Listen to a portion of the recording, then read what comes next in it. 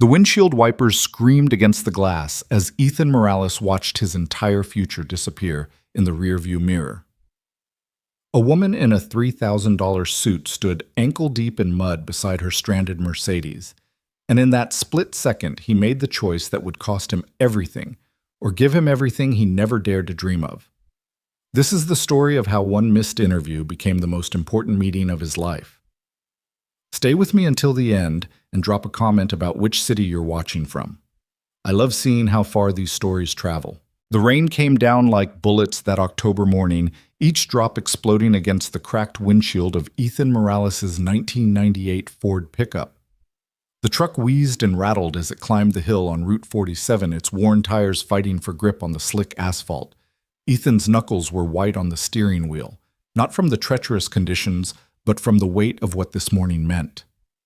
In exactly 37 minutes, he had an interview at Hayes Global Industries, the kind of opportunity that didn't come twice for guys like him. Guys with community college degrees and resumes full of warehouse jobs. Guys raising 8-year-olds alone in apartments where the radiator clanged all night, and the landlord's eviction threats came as regularly as the mail.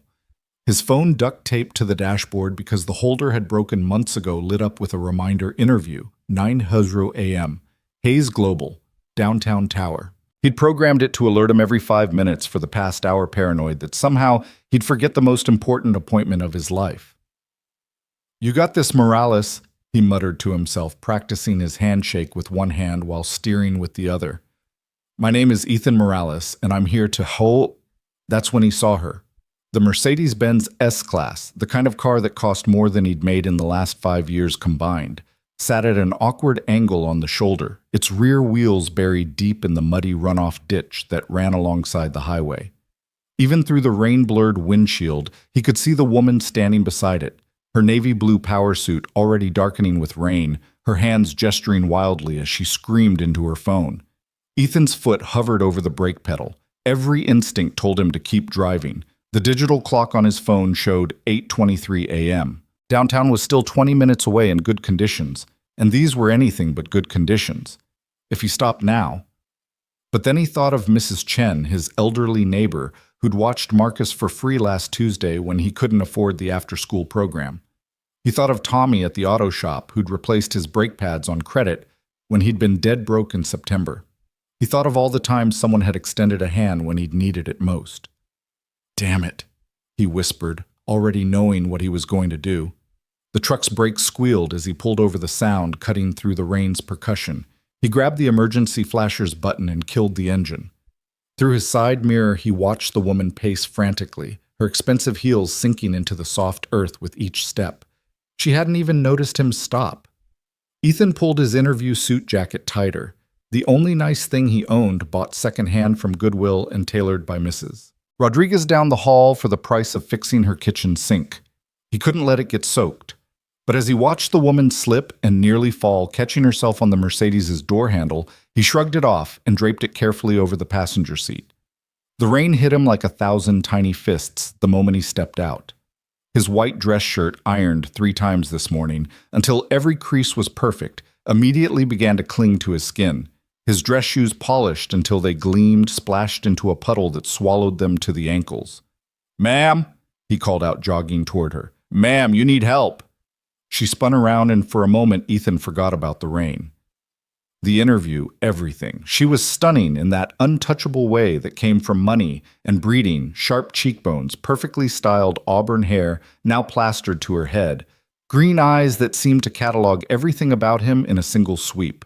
But it was the desperation in those eyes that made him pick up his pace. "Oh, thank God!" She rushed toward him, nearly losing a heel in the process. "My car, I hit a puddle and lost control, and now it's stuck, and I have a board meeting in 40 minutes that could determine the future of 500 jobs, and my phone's about to die, and the tow company said they can't get here for 2 hours because of the weather. And—" "Breathe," Ethan said, holding up his hands.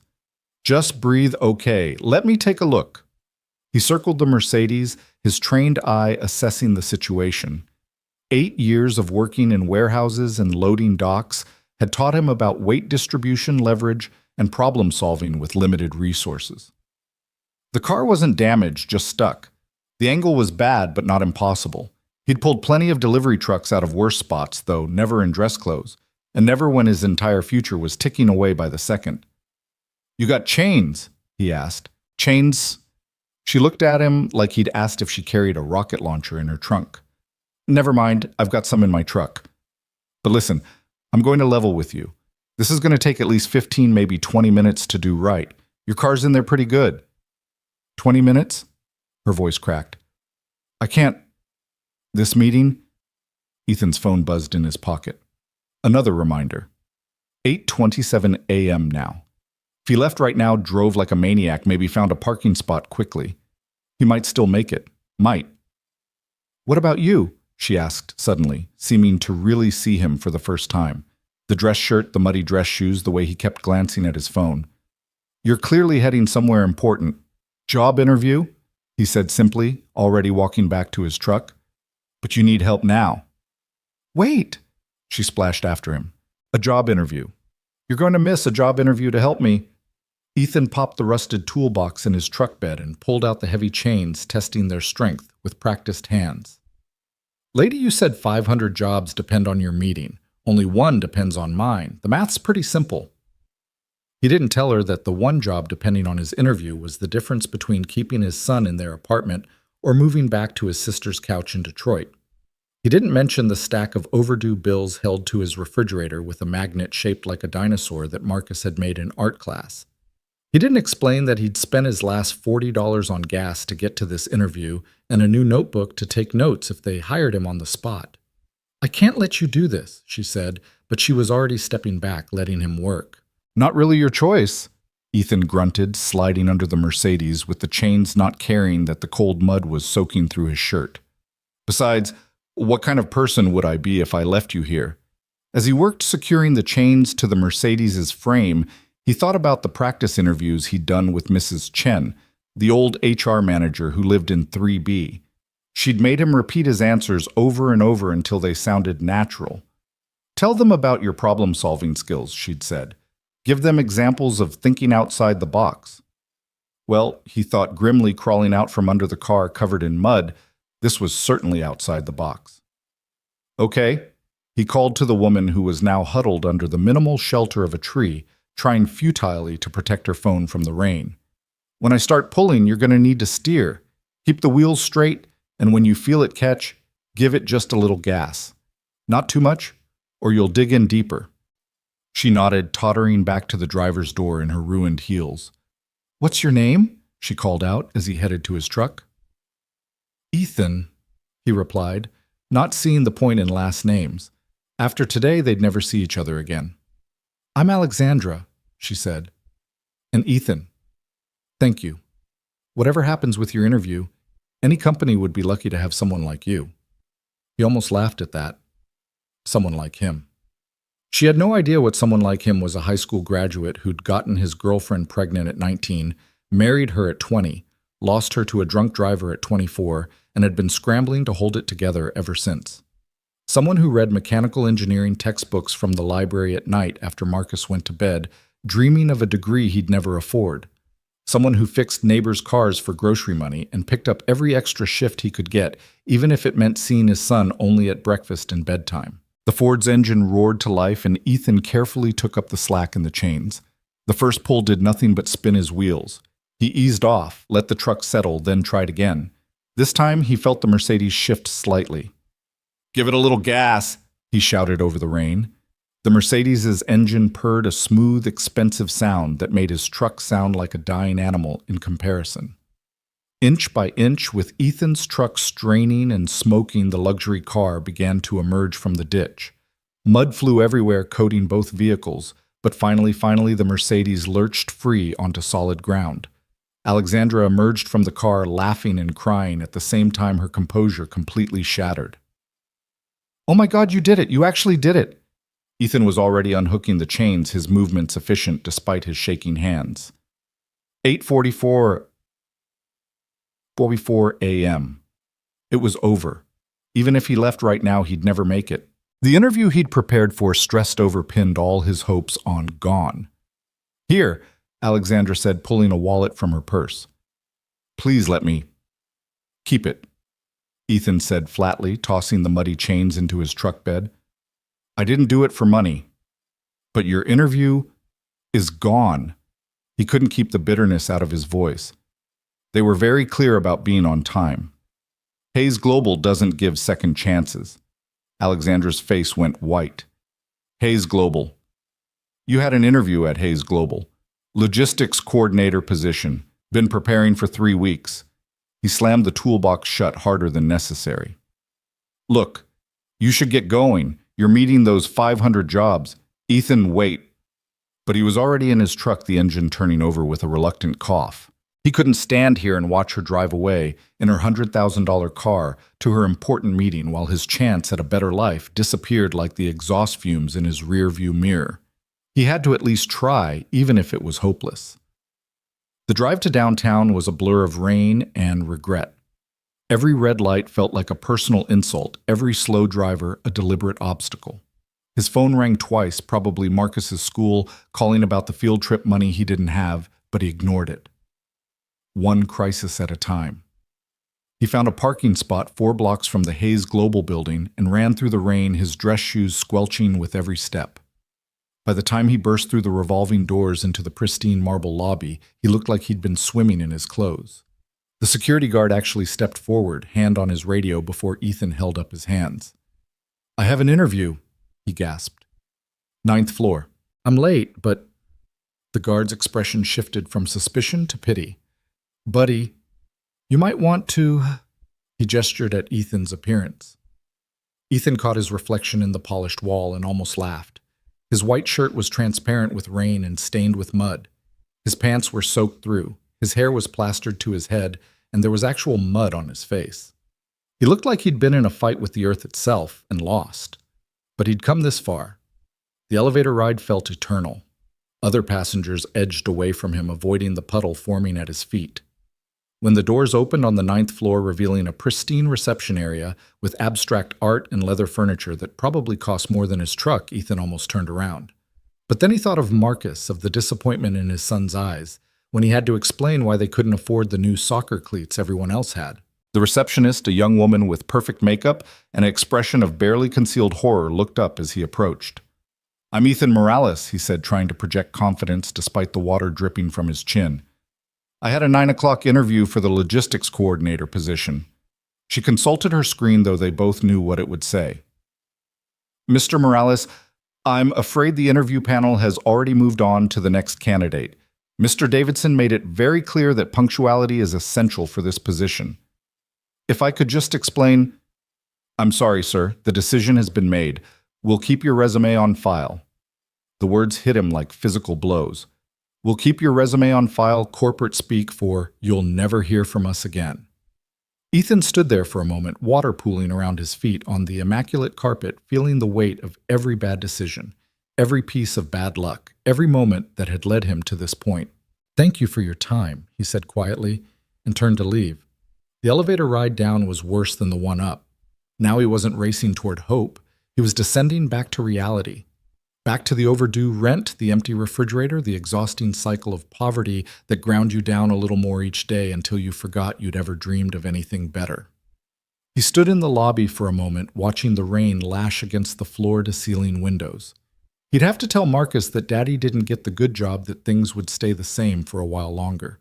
He'd have to face Mrs. Chen, who'd been so excited for him, so sure that this was his big break. He'd have to... Ethan. He turned to see Alexandra rushing through the revolving doors, her hair and suit somehow perfect again, as if the last hour hadn't happened. She was accompanied by 2 men in expensive suits who looked like they'd stepped out of a business magazine. Thank God you're still here, she said, slightly out of breath. I need you to come with me. Lady, I appreciate whatever this is, but it's Alexandra, she said. Alexandra Hayes, as in Hayes Global, as in the company you just interviewed with, as in the CEO whose ass you just saved on the side of the highway. The lobby seemed to tilt. Ethan grabbed the edge of a nearby planter to steady himself. You're the person you gave up your interview to help. Yes. Her green eyes were intense, focused. And now I need your help again. Please just come with me. Give me 10 minutes. You've already lost the interview. What else do you have to lose?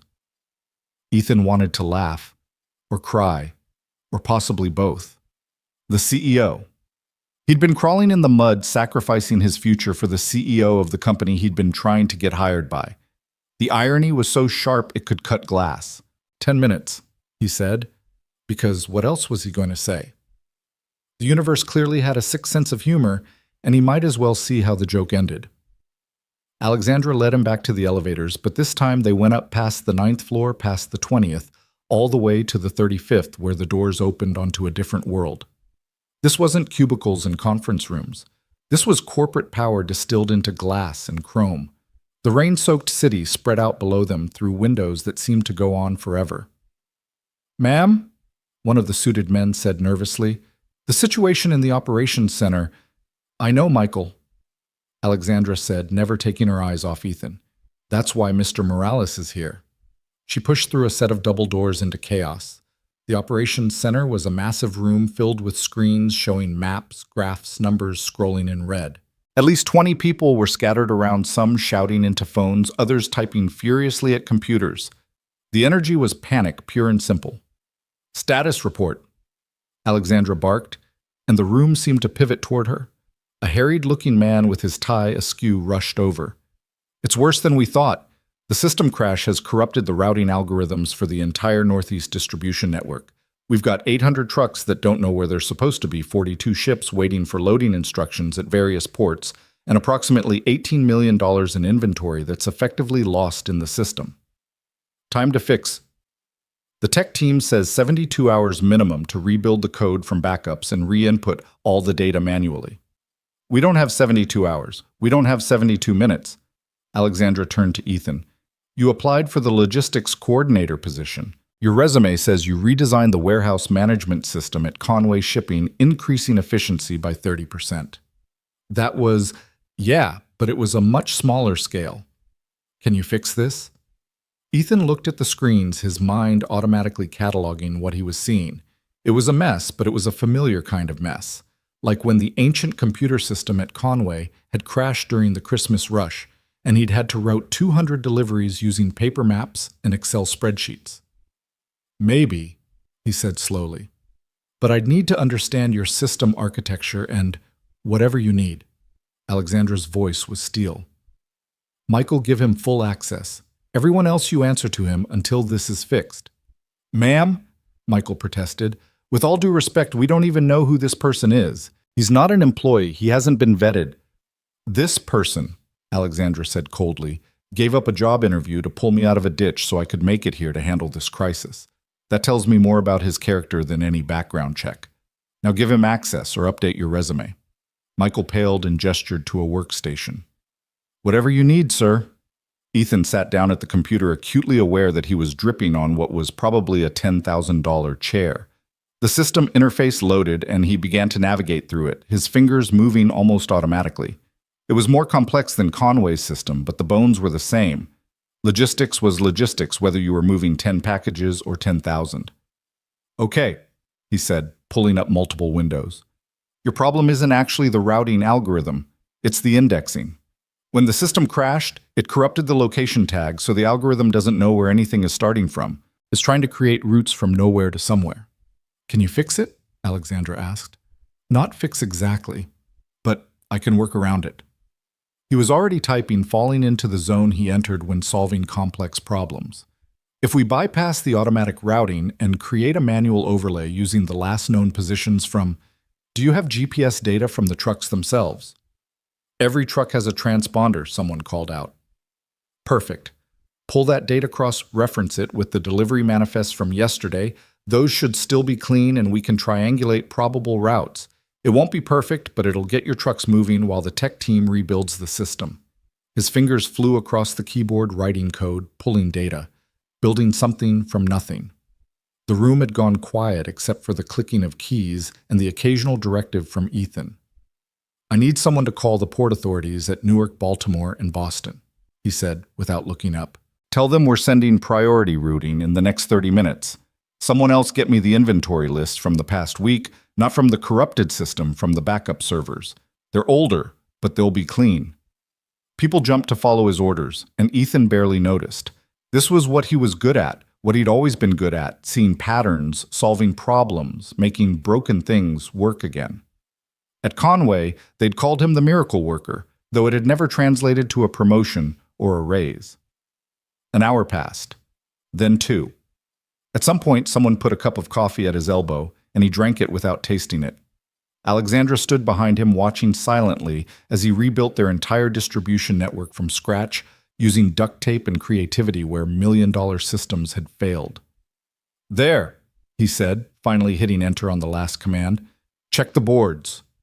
Everyone turned to the main screens. The red numbers flickered, held, then began to turn green. One by one, like dominoes falling in reverse, the system came back online. Trucks began moving on the digital map. Ships showed cargo loading. The hemorrhaging of money slowed, stopped, then reversed. The room erupted in cheers. People were hugging, crying, slapping Ethan on the back. Someone mentioned that he'd just saved the company millions, possibly tens of millions. But Ethan barely heard them. He was exhausted, soaked, and suddenly very aware that he was sitting in the executive operations center of a Fortune 500 company, looking like he'd been mud wrestling. "Everyone out," Alexandra said suddenly, and her tone brooked no argument.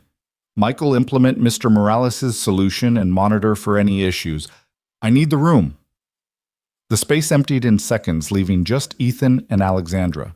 She walked to the window, looking out at the city below, where the rain was finally beginning to lighten. "Do you know what would have happened if I'd missed that board meeting?" she asked quietly. "You said 500 jobs. Conservative estimate. We're in the middle of a hostile takeover attempt. The board was voting on whether to accept a buyout offer from Kronos Corporation. If I hadn't been there to present the alternative strategy to show them the numbers," she turned to face him, "Kronos would have gutted this company.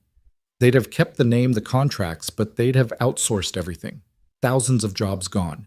Entire communities that depend on our distribution centers destroyed."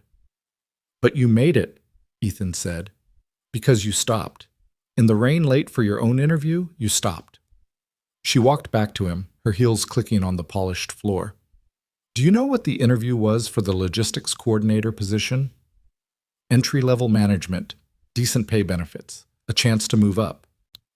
The person we hired instead of you. He showed up on time, gave perfect answers, had an MBA from Wharton." She smiled slightly. "He wouldn't have known where to start with the crisis you just solved. He wouldn't have stopped to help someone on the side of the road. He would have been perfectly punctual and perfectly useless." Ethan didn't know what to say to that, so he said nothing. "I'm offering you a job," Alexandra said. "Not logistics coordinator, senior director of emergency operations. You'll be responsible for crisis management system redundancy and solving the problems that shouldn't exist but do anyway. I don't have an MBA. I don't even have a bachelor's degree. You have something better. You have the ability to see solutions where others see disasters. You have the character to sacrifice your own opportunities to help others. And you have the skill to back it all up." She named a salary that made Ethan's knees weak, plus full benefit signing bonus, and will pay for you to get whatever degrees you want while you work. Ethan thought of Marcus of the apartment with the clanging radiator of all the nights he'd fallen asleep over library textbooks dreaming of a chance like this. "I need to make a phone call, Yuki," he said. Alexandra smiled. "Use my office. Second door on the right. Take all the time you need." The office was bigger than his entire apartment, with a view that seemed to encompass the entire world. Ethan pulled out his phone, still working miraculously, and dialed his sister's number. "Maria." "Yeah, it's me. I need you to pick up Marcus from school today. No, everything's fine. Everything's perfect. I'll explain later. Just tell him Daddy got the job. A better job than we ever imagined." He ended the call and stood there for a moment, looking out at the city that had seemed so imposing this morning. The rain had stopped completely now, and sunlight was breaking through the clouds, turning the wet streets into rivers of gold. His phone buzzed. A text from an unknown number, cars being detailed to remove the mud. Least I can do. Also, there's a company card waiting for you at reception. Buy yourself some new interview clothes. You start Monday. AH. Ethan laughed. Really laughed for the first time in months. This morning he'd thought missing that interview would be the end of everything. Instead, it had been the beginning. Sometimes the worst storms, the ones that threaten to destroy everything you've built, are really just clearing the path for something better. He walked back into the operations center where Alexandra was waiting with a contract and a pen. "Ready to change your life?" she asked. "Already did," Ethan said, taking the pen. "The moment I hit the brakes." As he signed his name, Ethan Morales, Senior Director of Emergency Operations, he thought about the chain of events that had led him here. A storm, a stuck car, a choice between self-interest and helping others. Mrs. Chen always said that character was what you did when nobody was watching and everything was on the line. Today, someone had been watching, and everything had been on the line. And for once in his life, making the right choice had led to the right outcome. "Welcome to Hayes Global, Mr. Morales," Alexandra said, shaking his hand. "Something tells me you're going to fit in just fine." Outside, the sun continued to break through the clouds, and 40 stories below, Ethan's battered pickup truck sat in the executive parking area, mud-splattered and proud, surrounded by Mercedes and BMWs and Teslas. It looked out of place, but it also looked exactly right, a reminder that sometimes the most valuable things come in unexpected packages. Monday morning would come soon enough, bringing new challenges and responsibilities Ethan could barely imagine. But for now, he stood in his ruined interview clothes in the executive suite of Hayes Global, having saved a company he didn't even work for yet, and thought about how he'd tell this story to Marcus tonight. How sometimes doing the right thing for its own sake was the best interview answer you could ever give. The city spread out before him, no longer intimidating, but full of possibility. Somewhere out there, his son was in school, probably drawing pictures of superheroes and race cars, not knowing that his father had just become something of a hero himself. Not the kind with a cape or superpowers, but the kind who stopped in the rain to help a stranger and changed the course of multiple lives in the process.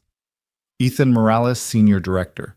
It had a nice ring to it, but more importantly, Ethan Morales' father, who could now provide for his son, Ethan Morales.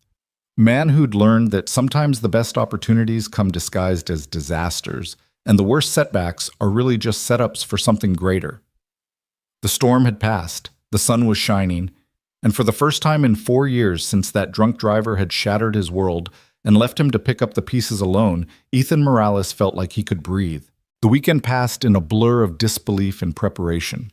Ethan had spent Saturday morning at the mall with Marcus, watching his son's eyes grow wide as they walked past the discount stores where they usually shopped and into actual department stores. "Dad, are you sure?" Marcus had asked, holding a pair of Nike soccer cleats like they were made of gold. "These aren't even on sale."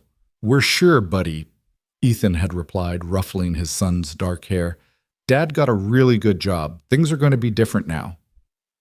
But as Monday morning arrived, bringing with it the reality of walking into Hayes Global as an executive rather than a hopeful applicant, Ethan felt the full weight of what he'd taken on.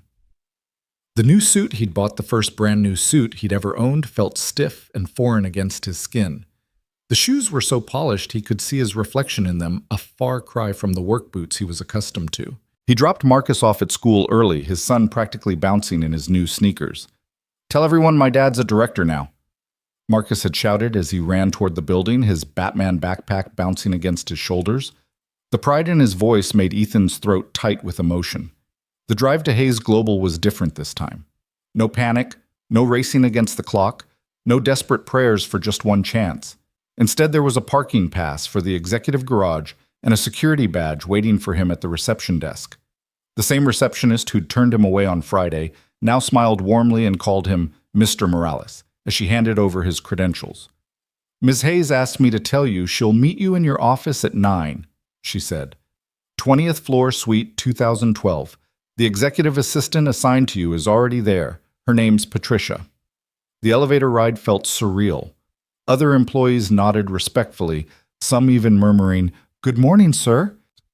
Ethan wanted to tell them he was the same guy who'd been dripping mud in their lobby 3 days ago, but he simply nodded back, trying to project a confidence he didn't quite feel.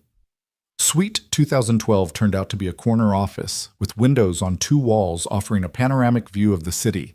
It was 3 times the size of his apartment, with a leather couch, a conference table, and a desk that looked like it belonged in a museum. A woman in her 50s with silver hair and knowing eyes stood as he entered. "Mr. Morales, I'm Patricia Chen," she said. and Ethan's heart skipped. Before you ask, yes, I'm related to the Mrs. Chen in your building. She's my aunt. She called me Friday night, told me all about you, said you're the hardest working man she knows and that Hayes Global was lucky to have you. Your aunt, she's been incredibly kind to my son and me. Ethan managed, still processing the coincidence. She speaks very highly of you both. Now let's get you oriented. You have a department meeting at 10 lunch with the CFO at noon, and Ms. Hayes wants to see you at 3 to discuss the Rotterdam situation. The Rotterdam situation? Patricia's expression grew serious. One of our major distribution centers in the Netherlands. Complete system failure as of 6 this morning, their time. Similar to what happened here Friday, but potentially worse. It's why Ms. Hayes expedited your start date. Before Ethan could respond, Alexandra swept into the office, her presence immediately commanding the space. Today she wore a charcoal gray suit that probably cost more than Ethan's monthly rent. His former monthly rent, he corrected himself. "Patricia, give us the room," she said, though her tone was warm. Once they were alone, she studied Ethan with those penetrating green eyes. Having second thoughts? More like third and fourth thoughts, Ethan admitted. Ms. Hayes. Alexandra. We're colleagues now. Alexandra, he said, the name feeling strange on his tongue. I appreciate this opportunity, but I need you to know I've never managed people at this level. I've never dealt with international operations. I'm not sure I'm qualified. Do you know what qualified gets you? Alexandra interrupted, moving to the window. It gets you people who know how to fill out the right forms and say the right things in meetings. It gets you Michael Richardson, our previous director who had 2 master's degrees and 15 years of experience, and who also let our entire East Coast network collapse because he was too busy following protocol to see the obvious solution. She turned back to him. I didn't hire you because you're qualified. I hired you because when everything goes to hell, and in this business, it always does, you're the person who figures out how to fix it. The Rotterdam situation. 3 of our qualified people have been working on it for 6 hours. They've accomplished nothing except writing reports about why it can't be fixed quickly. And you want me to? I want you to do what you did Friday. Cut through the bureaucracy and solve the problem. She paused at the door. Oh, and Ethan, that interview suit looks good on you, but you might want to keep some work clothes here. Real crisis management tends to be messy. The department meeting at 10 was a trial by fire. 12 people, all with more experience and higher degrees than Ethan, sat around the conference table looking at him with expressions ranging from curiosity to barely concealed resentment. He recognized the type they were, the ones who'd played by all the rules, climbed the ladder rung by rung, and here he was catapulted over them because he'd changed a tire in the rain. So, said a man with rimless glasses and a Princeton tie clip, perhaps you could share your strategic vision for the department, Mr. Morales. It was a test Ethan knew, a way to expose him as the imposter they suspected he was. 6 months ago, he would have fumbled, tried to fake his way through with corporate buzzwords he'd memorized from library books. But Friday had changed something in him. He'd sat in that executive operations center and solved a problem none of them could solve. He'd earned this seat at the table. My strategic vision, Ethan said slowly, is that we stop having crises to manage. Every problem we've had in the last year I spent the weekend reviewing the files has been a predictable failure we could have prevented. We're so busy putting out fires that nobody's checking the smoke detectors. That's a rather simplistic, Princeton began. Is it? Ethan pulled up a chart on his tablet, mirroring it to the room's screen. This is your incident report log for the past 12 months. See the pattern. Every major failure happened during a shift change, a holiday weekend, or a system update. We know when we're vulnerable, but we don't prepare for it. We just react after it happens. A woman with red hair and sharp features leaned forward. You're suggesting predictive crisis management. I'm suggesting we stop being surprised by the obvious. Rotterdam right now. Let me guess. They did a system update over the weekend skeleton crew, and something went wrong that nobody caught until the Monday morning shift arrived. The room went quiet. Princeton cleared his throat. How did you know that? Because it's the same thing that happened here Friday, and probably the same thing that happened in Chicago last month, and Seattle the month before that. Ethan stood moving to the whiteboard. We're a logistics company running on a schedule everyone knows. Our vulnerabilities are predictable, which means our failures are preventable. He started sketching out a diagram, his hands moving with the confidence that came from years of solving problems on warehouse floors. We need redundancy teams specifically for high-risk periods. We need system updates staggered across regions, so we're never completely vulnerable. We need— Mr. Morales, the red-haired woman interrupted. What you're proposing would cost millions. And Friday cost us how much? Ethan countered. Not just in immediate losses, but in client confidence, in overtime to fix the problems. In potential lawsuits, if shipments containing medical supplies had been delayed. The room fell silent again, but this time it was contemplative rather than skeptical. The red-haired woman, Sarah Martinez, according to her nameplate, nodded slowly. You're right. We've been treating symptoms instead of the disease. Look, Ethan said, setting down the marker. I know most of you are wondering why I'm here. Why someone with no degree and no executive experience is suddenly running this department. The truth is, I'm wondering the same thing. But I've spent 10 years on warehouse floors loading docks and in distribution centers. I've seen how these failures actually play out at ground level. So maybe instead of questioning whether I belong here, we could work together to make sure these failures stop happening. Princeton took off his glasses, cleaned them, and put them back on. The Rotterdam situation. If you're right about the pattern, then their backup system should still have clean data from Friday afternoon. Exactly, Ethan said. We don't need to rebuild from scratch. We just need to bridge the gap between Friday's backup and Monday's reality. I have contacts at Rotterdam who could give us remote access, Sarah offered. If you really think you can fix this— Not me, Ethan corrected. Us. I'm going to need everyone in this room if we're going to solve this before the European markets close. The shift in the room was palpable. Suddenly, they weren't looking at him as an outsider, but as someone offering a solution. Laptops opened, phones emerged, and within minutes the conference room had transformed into a war room. The Rotterdam fix took 4 hours. 4 hours of intense collaboration with Ethan, directing traffic, while his team, and somewhere in those 4 hours they'd become his team, executed the solution. Princeton turned out to be brilliant at coding workarounds. Sarah had connections throughout Europe who could implement changes on the ground. Others brought their own expertise, and Ethan orchestrated it all, like a conductor leading an orchestra through a complex symphony. When the Rotterdam Distribution Center came back online at 2:47 p.m., their time just minutes before the market closed, the conference room erupted in exhausted celebration. Princeton actually shook Ethan's hand, his grip firm and respectful. That was impressive, he admitted. I've never seen anyone approach a problem quite like that. That's because I've never had a team this good to work with, Ethan replied, and he meant it. These people knew things he didn't have, skills he lacked. But what he brought was the ability to see through the complexity to the simple solution underneath, and the leadership to get everyone moving in the same direction. Lunch with the CFO had to be postponed. Nobody wanted to leave while Rotterdam was still in crisis, so Patricia had sandwiches brought in. Ethan found himself eating a turkey club, while simultaneously coordinating with teams in 3 time zones, and it felt more natural than any formal lunch meeting would have. At 3 o'clock, Alexandra appeared in the doorway. The conference room was a mess of empty coffee cups, whiteboards covered in diagrams, and exhausted but satisfied employees. She took it all in with one sweep of her eyes, and a small smile played at the corners of her mouth. Rotterdam's fully operational, she asked. As of 17 minutes ago, Sarah reported, all shipments are moving, no data loss, and the client notifications have gone out. We're estimating minimal impact on delivery schedules. Excellent. Alexandra's gaze found Ethan. My office, please. As Ethan followed her out, he heard Princeton say to Sarah, I take back what I said this morning. He's exactly what this department needed. Alexandra's office occupied the entire northeast corner of the 35th floor. It was less an office and more a command center with multiple screens showing real-time data from Hayes Global Operations worldwide. She gestured for him to sit in one of the leather chairs facing her desk.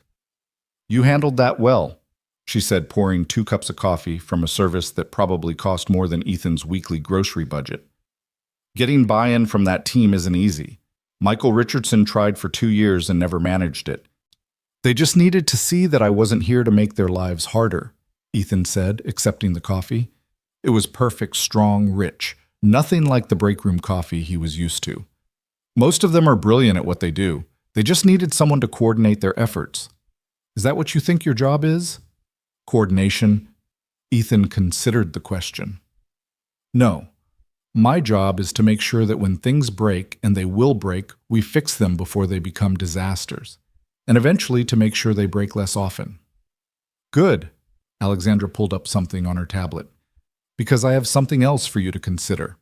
We're acquiring a smaller logistics company, Henderson Shipping. They have excellent regional networks, but terrible systems integration. The board is concerned about the merger creating vulnerabilities. When's the acquisition scheduled? 6 weeks. Ethan whistled low. That's not much time for integration. Which is why I want you leading the transition team. It'll mean traveling to their facilities, working with their people, and essentially rebuilding their entire operational framework to mesh with ours. Alexandra, I've been here exactly 1 day. And in that day, you've solved 2 major crises and gotten the most stubborn department in the company to follow your lead.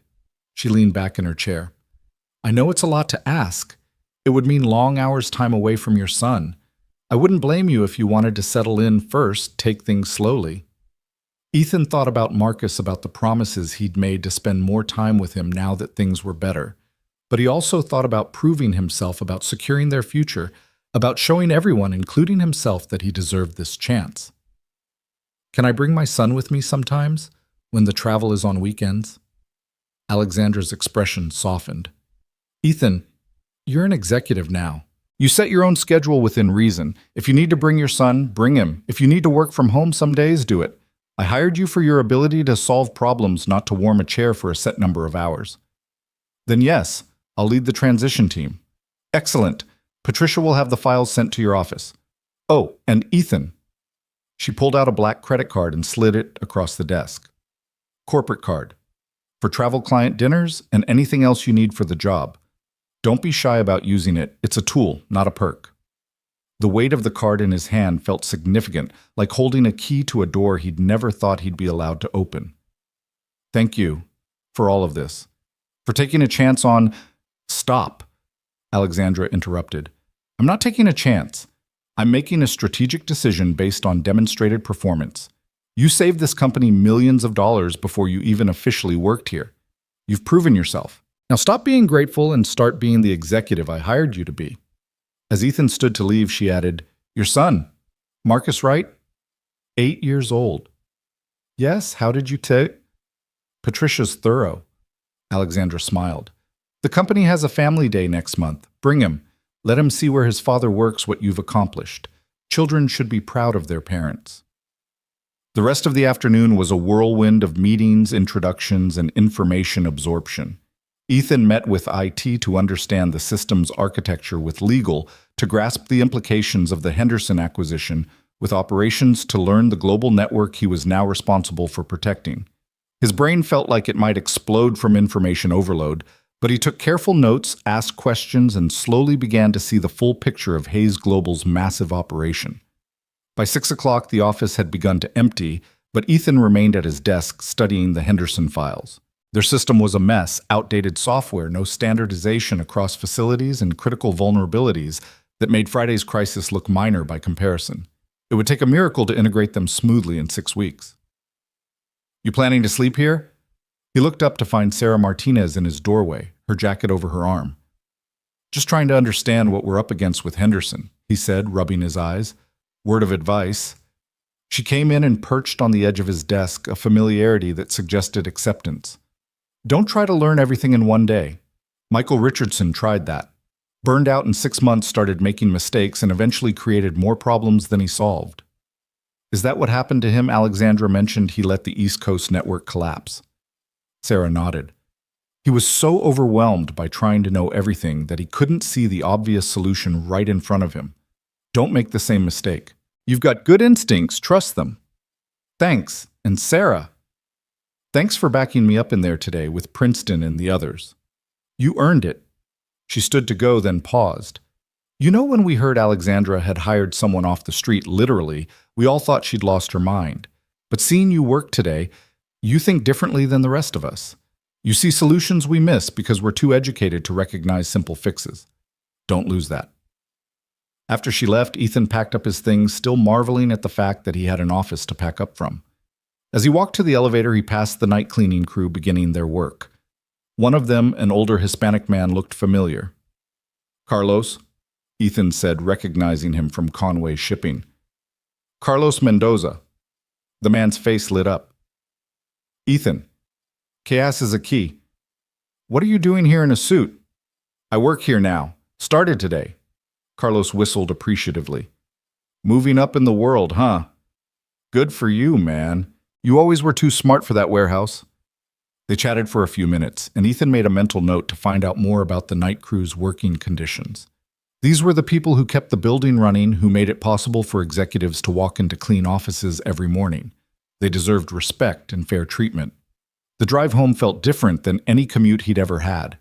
He wasn't exhausted from physical labor, but his mind was spinning with possibilities, problems, and solutions. The radio played something about market volatility, and for the first time, Ethan understood how that might affect Hayes Global's shipping volumes. Marcus was at Mrs. Chen's apartment when he arrived doing homework at her kitchen table while she cooked something that smelled amazing. "Daddy!" Marcus jumped up, running to hug him. "Mrs. Chen's teaching me to make dumplings, and she said her niece works at your new company." "That's right, buddy. Small world, isn't it?" Ethan accepted a cup of tea from Mrs. Chen, who was beaming with pride. "Patricia called me," she said quietly, while Marcus went back to his homework. "Said you handled yourself like you'd been an executive for years. I knew you had it in you." "I couldn't have done any of this without your help, Mrs. Chen. All those practice interviews watching Marcus when I couldn't afford daycare." "Family helps family," she said firmly, "and you've been family since the day you fixed my sink and refused to take payment." They ate dinner together. Mrs. Chen insisted, and Marcus chattered about his day, about how he'd told everyone his dad was a director at a big company, about how Jimmy Valdez didn't believe him until the teacher confirmed it was true. The pride in his voice made every challenge of the day worth it. Later, after they'd returned to their own apartment and Marcus was asleep, Ethan sat at their small kitchen table with his laptop continuing to study the Henderson files. The radiator clanged its familiar rhythm, but now instead of being a reminder of poverty, it was a metronome marking his progress from where he'd been to where he was going. His phone buzzed with a text from an unknown number. When he opened it, he found a photo of the muddy Mercedes from Friday, now gleaming in what looked like a high-end auto shop. The message read, "Got all the mud out. Car looks better than ever. Sometimes getting stuck leads to improvements. AH." Ethan smiled, saving the number under Alexandra Hayes, CEO. Then he went back to his files, planning the integration that everyone said would be impossible in 6 weeks. But then everyone had said a warehouse worker couldn't become an executive in a single day, and here he was. Outside his window, the city lights twinkled like stars brought down to earth. Somewhere out there, trucks were moving, ships were loading, and the vast network of Hayes Global's operations was humming along. And now he was part of it, not just as a cog in the machine, but as one of the people making sure the machine kept running. The Henderson acquisition would be his first real test. Not a crisis dropped in his lap, but a challenge he had to see coming and prevent from becoming a crisis. It would mean long days, complicated negotiations, and juggling responsibilities he was still learning existed. But sitting there in his small apartment with his son sleeping safely in the next room and a future that finally looked bright, Ethan felt ready for all of it. He pulled up a new document and began typing Henderson Integration Strategy, Draft 1. At the top, he wrote a simple mission statement: transition without disruption, integration without chaos, success without sacrifice. It was ambitious, maybe impossible, but then Ethan Morales had built his new life on achieving the impossible. One muddy Mercedes, one stopped interview, one moment of choosing others over himself had changed everything. Now it was time to prove that Alexandra's faith in him and his faith in himself wasn't misplaced. The radiator clanged again, and Ethan smiled. By next month, they'd be in a better apartment, one with proper heating and windows that didn't leak. But he'd missed this sound, this reminder of where he'd come from and how far he'd traveled. It was the soundtrack of his transformation, the rhythm of resilience that had carried him from desperation to hope. Tomorrow would bring new challenges. The Henderson team would probably resist the changes he needed to implement. His own team would be watching to see if Friday's success was a fluke or a pattern. Alexandra would be expecting results that justified her unconventional hiring decision. But tonight, Ethan Morales, single father, former warehouse worker, newly minted senior director of emergency operations, sat in his humble apartment and planned the future of a multi-billion-dollar logistics network. The contrast should have been jarring, but instead it felt like the most natural thing in the world. Because sometimes the best person to prevent a crisis wasn't someone who'd never experienced one, but someone who'd lived through so many that crisis management had become second nature. Someone who knew what it was like to juggle impossible responsibilities with limited resources. Someone who understood that when everything was on the line, you didn't have the luxury of perfect solutions, you just had to find something that worked. As midnight approached, Ethan finally closed his laptop. Tomorrow would come soon enough, bringing with it the weight of executive responsibility. But he'd carried heavier weights, the weight of grief, of single parenthood, of dreams deferred but not destroyed. This was just a different kind of load, and he'd learned long ago how to bear what needed bearing. He checked on Marcus one more time, watching his son sleep peacefully, unaware that his life had fundamentally changed. The soccer cleats sat by his bed, still pristine and new. Soon, Ethan thought those shoes would be scuffed and muddy from actual playing, not just dreaming. Soon, Marcus would have the chances Ethan had never had. That was worth any amount of pressure, any number of sleepless nights studying integration strategies and crisis protocols. That was worth proving himself over and over again until even Princeton, with his tie clip, would admit that Ethan Morales belonged in that conference room, in that office, in that life. The storm that had brought Alexandra Hayes into his life had passed, but Ethan knew there would be other storms. Corporate storms, strategic storms, the storms that came with trying to merge two incompatible systems into one functional whole. But he'd weathered worse storms than anything the business world could throw at him. And this time, he had better tools than just determination and duct tape. He had a team, resources, and the backing of a CEO who'd seen something in him that he was only beginning to see in himself. He had Patricia Chen, who would keep him organized, and Sarah Martinez, who would keep him grounded. He had the respect earned from solving impossible problems and the authority to prevent those problems from recurring. Most importantly, he had the knowledge that he'd already survived the worst day of his professional life, showing up late, muddy, and hopeless to a lost opportunity, and it had transformed into the best day.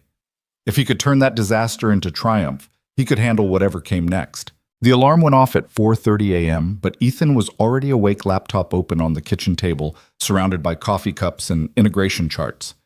He'd discovered something in the Henderson files that had kept him up most of the night. Not a problem, but an opportunity so significant it could change the entire acquisition strategy.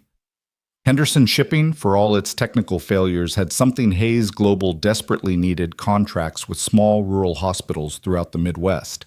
Medical supply routes that the bigger company had deemed too costly to pursue, but which Henderson had been servicing for decades.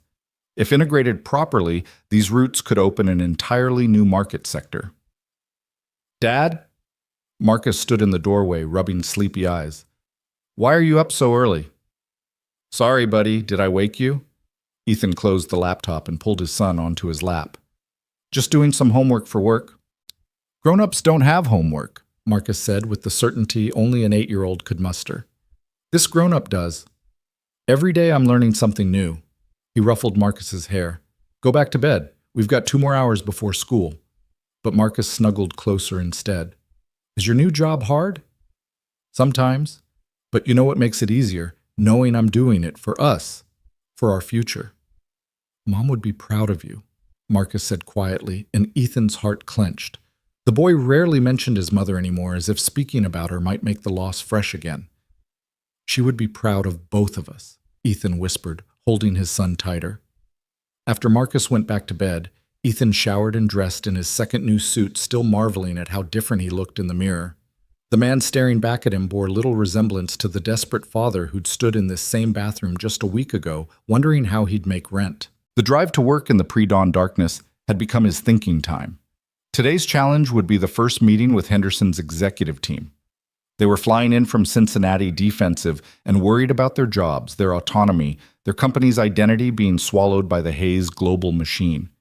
Ethan had seen it before on a smaller scale, the fear that came with change, the resistance that could sabotage even the best-intentioned integration. He arrived at the office before 6, finding only the night security and cleaning crew still there. Carlos was emptying trash bins in the executive conference room. "Morning, Carlos," Ethan said, setting down his briefcase. "How's your daughter? Still at community college?" Carlos looked surprised that anyone, let alone an executive, remembered their previous conversations.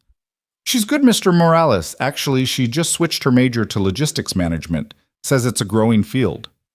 "It is. Tell you what, have her send me her resume. We have a summer internship program, and I'd be happy to put in a word." The older man's eyes welled with tears. "You do that?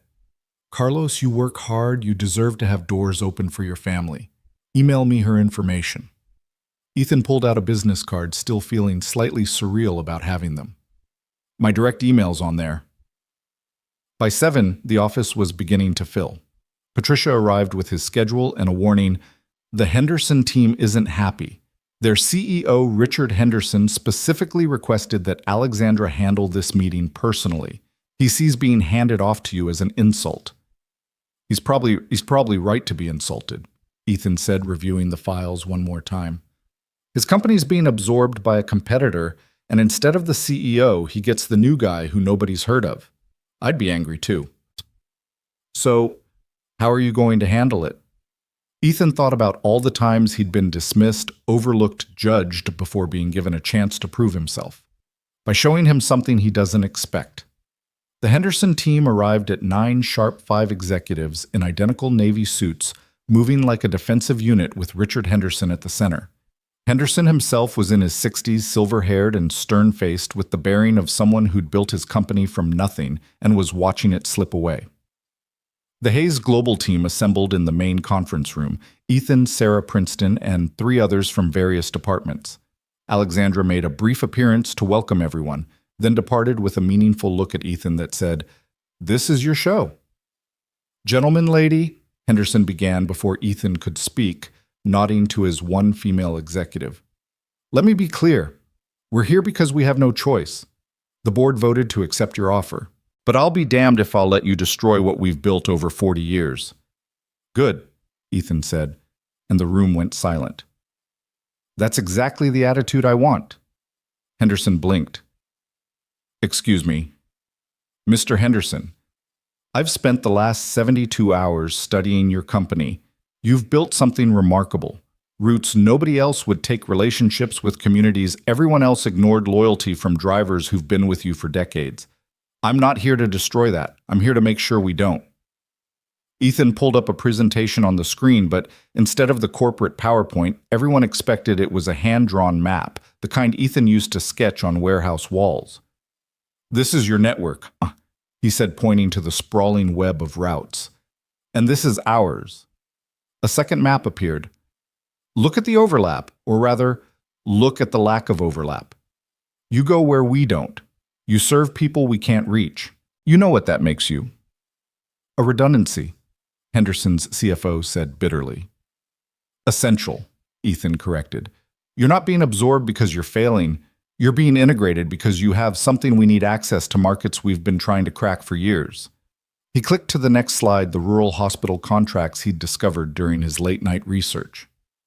"These medical supply routes, you're barely breaking even on them, right?" Henderson nodded slowly. "It's a service we provide to the communities. My father started the company in one of those towns. We don't abandon our roots. And Hayes Global has the infrastructure to make those routes profitable without cutting service. Our volume discounts your relationships. We can maintain your commitment to those communities while actually making money doing it." "You're talking about keeping our roots intact." Henderson's operations director leaned forward. "I'm talking about expanding them.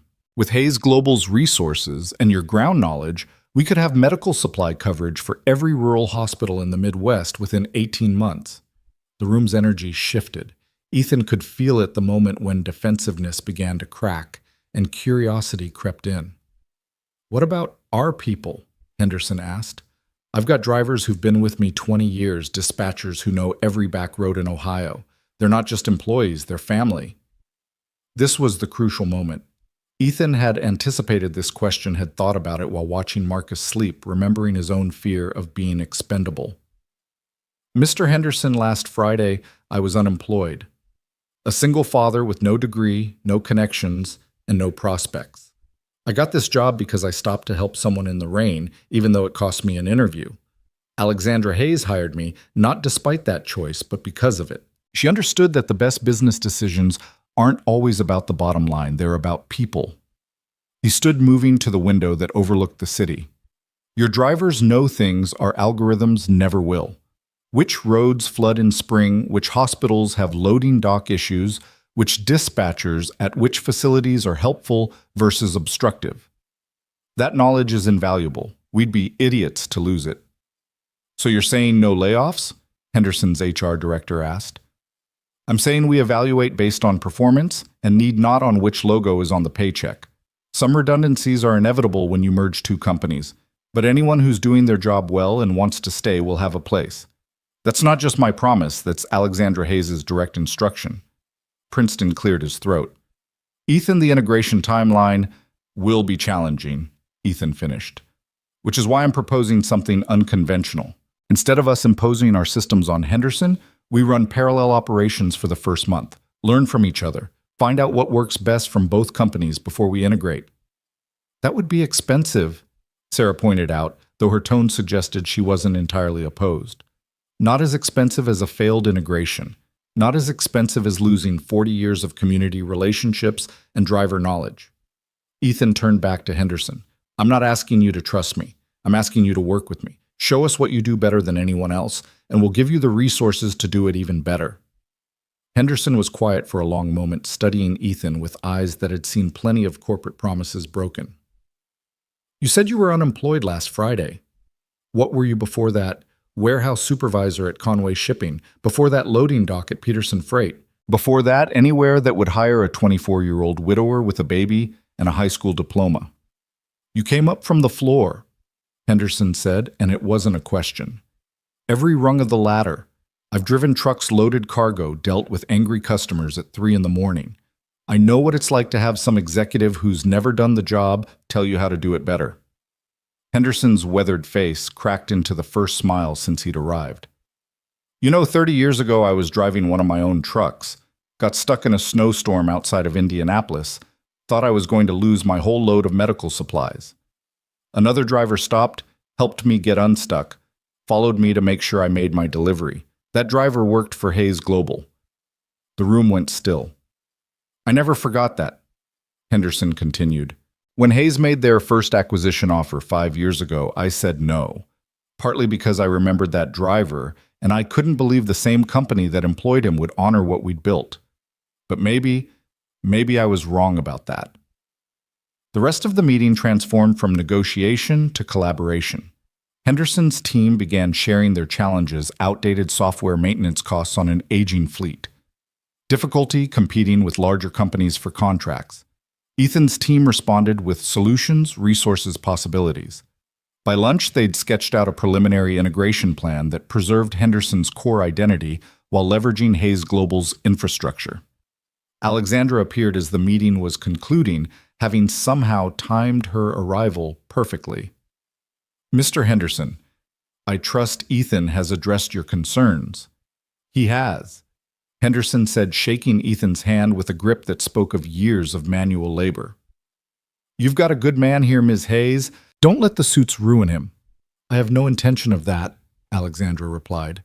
In fact, I'm hoping he ruins a few suits himself. The corporate world could use more people who understand what actually happens on the ground. After the Henderson team left for their hotel, Alexandra asked Ethan to walk with her. They ended up on the building's roof garden, 35 floors above the city, where the October wind carried hints of winter. You handled that brilliantly, she said, looking out over the skyline. Henderson's been resistant to acquisition for years. What you accomplished in one meeting would have taken our previous team months. He just needed to know his people would be taken care of. That's what everyone needs, really. Security, respect, a sense that their work matters. Is that what you needed? Ethan thought about the question. A week ago, I needed a job. Any job. But what you gave me was something different, A chance to prove that where I came from could be an asset, not a liability. Tell me about the medical supply routes. That wasn't in any of our analysis. Because your analysts were looking at profit margins. I was looking at community impact. Those rural hospitals Henderson serves, they're often the only medical facility for 50 miles. Losing those supply routes wouldn't just be a business failure, it would be a humanitarian crisis. Alexandra turned to face him fully. And you think we can make them profitable? I know we can. Economy of scale optimized routing shared warehouse facilities. We could cut costs by 30% without reducing service. Maybe even improve it. Write it up. Full proposal. I want to see numbers, projections, implementation strategy. If it's as promising as you think, we'll present it to the board next month. Next month. But that's when we're having the company family day. Bring your son, let him see you present to the board. Let him see his father changing lives. The weight of that settled on Ethan's shoulders. Presenting to the board of directors with Marcus watching, the kid who'd grown up thinking success meant having a job with benefits would see his father speaking to people who controlled billions in assets. The afternoon flew by in a blur of spreadsheets and strategy sessions. Sarah worked with him on the financial projections, her expertise filling the gaps in his knowledge. Princeton helped with the technical integration requirements, his initial skepticism replaced by genuine enthusiasm for the project. You know, Princeton said as they worked through routing algorithms, I owe you an apology. When you first arrived, I thought you were just Alexandra's charity case, someone she'd hired on a whim. Maybe I was, Ethan said, adjusting a calculation. But that doesn't mean I can't earn my place. You already have.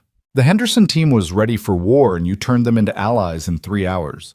That's not charity, that's talent. By 7 o'clock, Ethan's eyes were burning from staring at screens, but the proposal was taking shape. The numbers were better than he'd hoped, not just profitable, but potentially game-changing. If they could successfully integrate Henderson's rural network with Hayes Global's resources, they'd have a lock on medical logistics for the entire middle of the country. His phone buzzed with a text from Mrs. Chen. Marcus is doing homework and had dinner. Take your time. He's proud his daddy is working late on important things. That gave him another hour, which he used to call 3 of Henderson's biggest clients, rural hospital administrators he'd found in the files. He introduced himself, explained the acquisition, and asked what they needed from their medical supply company. Their answers were unanimous reliability, understanding of their unique challenges, and a partner who saw them as more than just small accounts. We've been with Henderson for 15 years, one administrator in Kansas told him.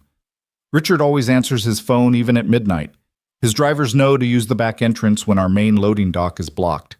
They understand that when we order emergency supplies, it's literally life and death. Can Hayes Global promise that same level of service? We can promise better, Ethan said, and meant it. Henderson's commitment with our resources.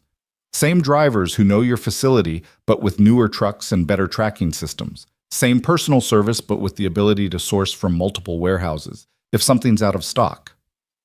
If you can deliver on that, Mr. Morales, you'll have our continued business.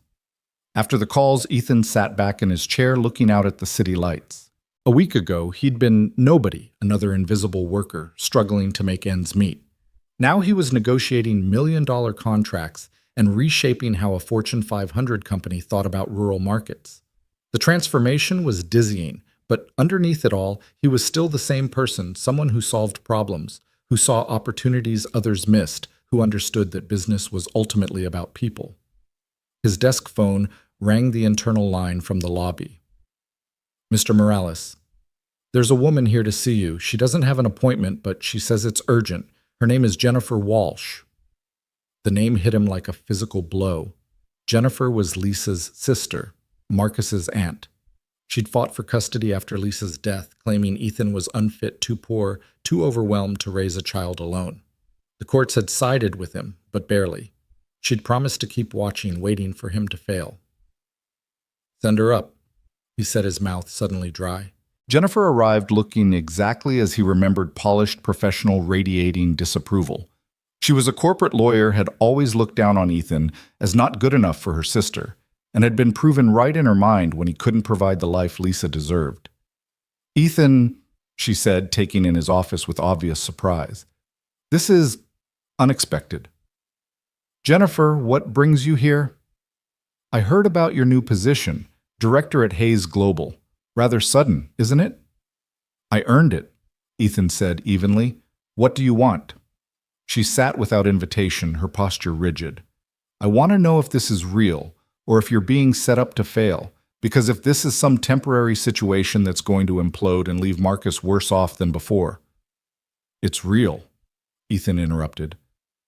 I have a contract, a salary that ensures Marcus will want for nothing, and the backing of the CEO herself. The CEO who hired you off the street. That doesn't sound stable, Ethan. It sounds like a whim that could be reversed just as quickly. Ethan's phone buzzed. A text from Alexandra. Heard you're still in the office. Stop by before you leave. Important news. Jennifer, I appreciate your concern for Marcus, but do you... Because from where I'm sitting, you've always put your pride before his welfare. Too proud to accept help, too proud to admit when you're in over your head. Too proud to let you take my son and raise him to be ashamed of where he came from, Ethan shot back. Yes, I am too proud for that. She flinched. I never wanted him to be ashamed. I wanted him to have opportunities. He has them now, real ones, not just material things, but the chance to see his father succeed through hard work and integrity. That's worth more than any trust fund. Jennifer stood to leave, then paused. Lisa would have been proud of you, you know. She always said you could be more than you believed. I worry. This seems too good to be true. Sometimes good things happen, Ethan said softly. Sometimes stopping to help someone in the rain changes everything. After she left, Ethan made his way to Alexandra's office, still shaken from the encounter. Alexandra was standing at her window, phone to her ear, but she waved him in. Yes, Senator, I understand your concerns about rural hospital access, she was saying. Actually, I have my Director of Emergency Operations here now, and we're developing a comprehensive plan to ensure no disruption in medical supplies during the integration. She put the call on speaker. Senator Reynolds, this is Ethan Morales. He's leading the Henderson acquisition. Mr. Morales. The senator's voice boomed through the speaker. I've got constituents worried about their hospitals losing Henderson's service. Richard Henderson has been supplying some of these facilities since before I was in office. Can you guarantee continuity? Senator, I can guarantee improvement, Ethan said. Every Henderson route will be maintained, every driver who wants to stay will have a job, and within 6 months, we'll have reduced delivery times by 20% through optimized routing. And the personal touch. These aren't just numbers on a spreadsheet, Mr. Morales. These are communities that depend on knowing their supply chain is reliable. Senator, last week I was loading trucks myself. I know the difference between a spreadsheet and reality. Henderson's people know things our computers never will, and we're keeping that knowledge. We're just giving them better tools to use it. There was a pause, then the senator chuckled. You sound different from the usual corporate types, Mr. Morales. Alexandra, where'd you find this one? On the side of a highway in a rainstorm, Alexandra said, smiling at Ethan. The best hiring decision I've ever made. After the call ended, Alexandra poured 2 glasses of what looked like very expensive scotch. The senator's support is crucial for the acquisition. You just secured it. I just told the truth, which is surprisingly rare in these circles. She handed him a glass. Your ex-sister-in-law was here. How did you... Building security alerts me to any unusual visitors for my executives. Jennifer Walsh has a reputation as a fierce custody attorney. Should I be concerned? Ethan took a sip of the scotch, which burned pleasantly. She's always thought I wasn't good enough for Marcus. For years, she was right. Now, I don't know. Maybe she's worried I'll screw this up. Will you? Everyone keeps asking me that in different ways.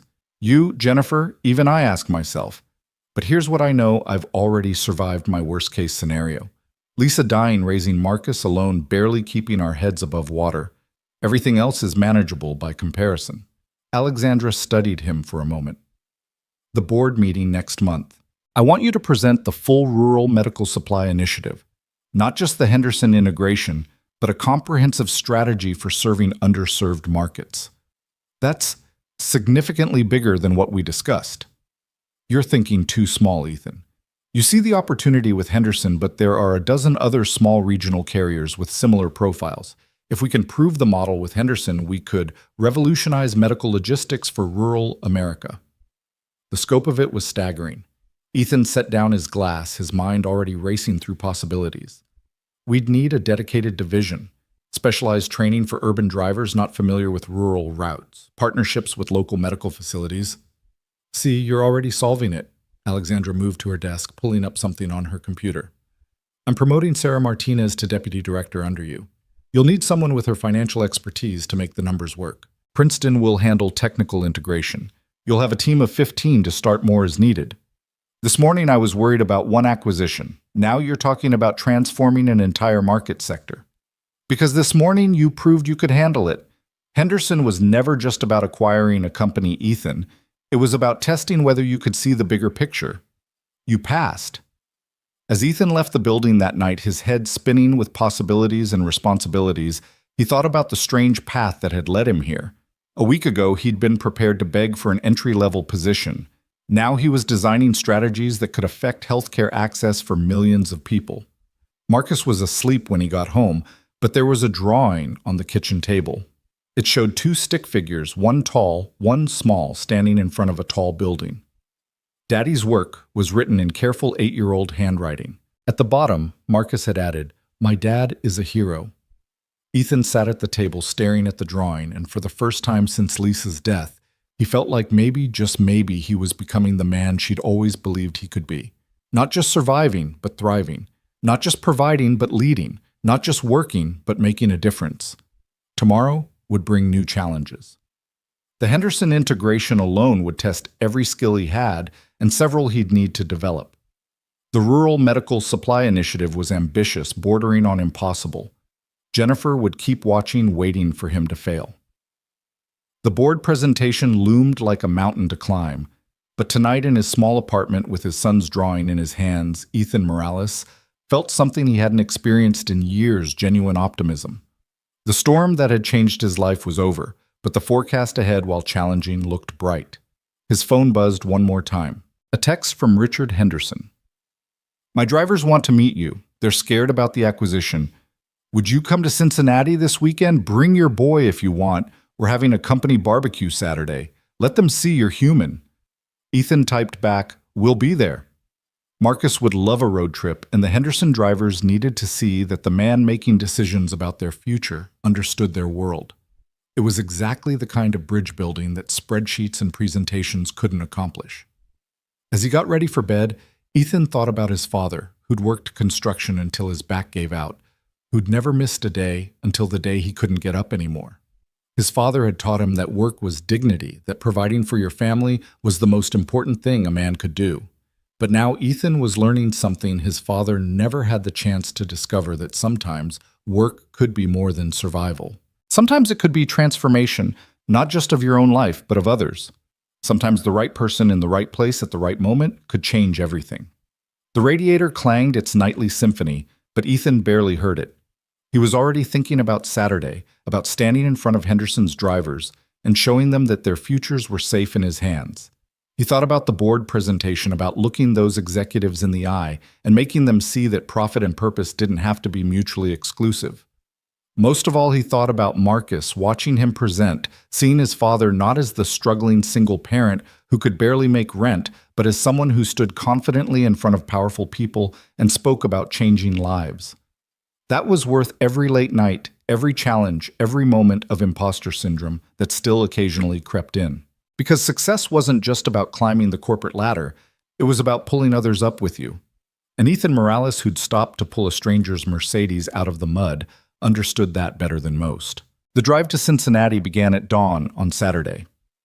Marcus, bouncing excitedly in the passenger seat of their rented SUV, Ethan's truck wasn't reliable enough for the 3-hour journey, and the company car felt too formal for a barbecue. The boy had packed his soccer ball, his Nintendo Switch, and approximately half his wardrobe, unable to decide what to wear to meet Dad's new work people. "Are they going to be wearing suits?" Marcus asked for the 10th time as they merged onto I-75. "No, buddy, it's a barbecue. They're truck drivers and warehouse workers, people like Dad used to work with. Regular clothes are fine."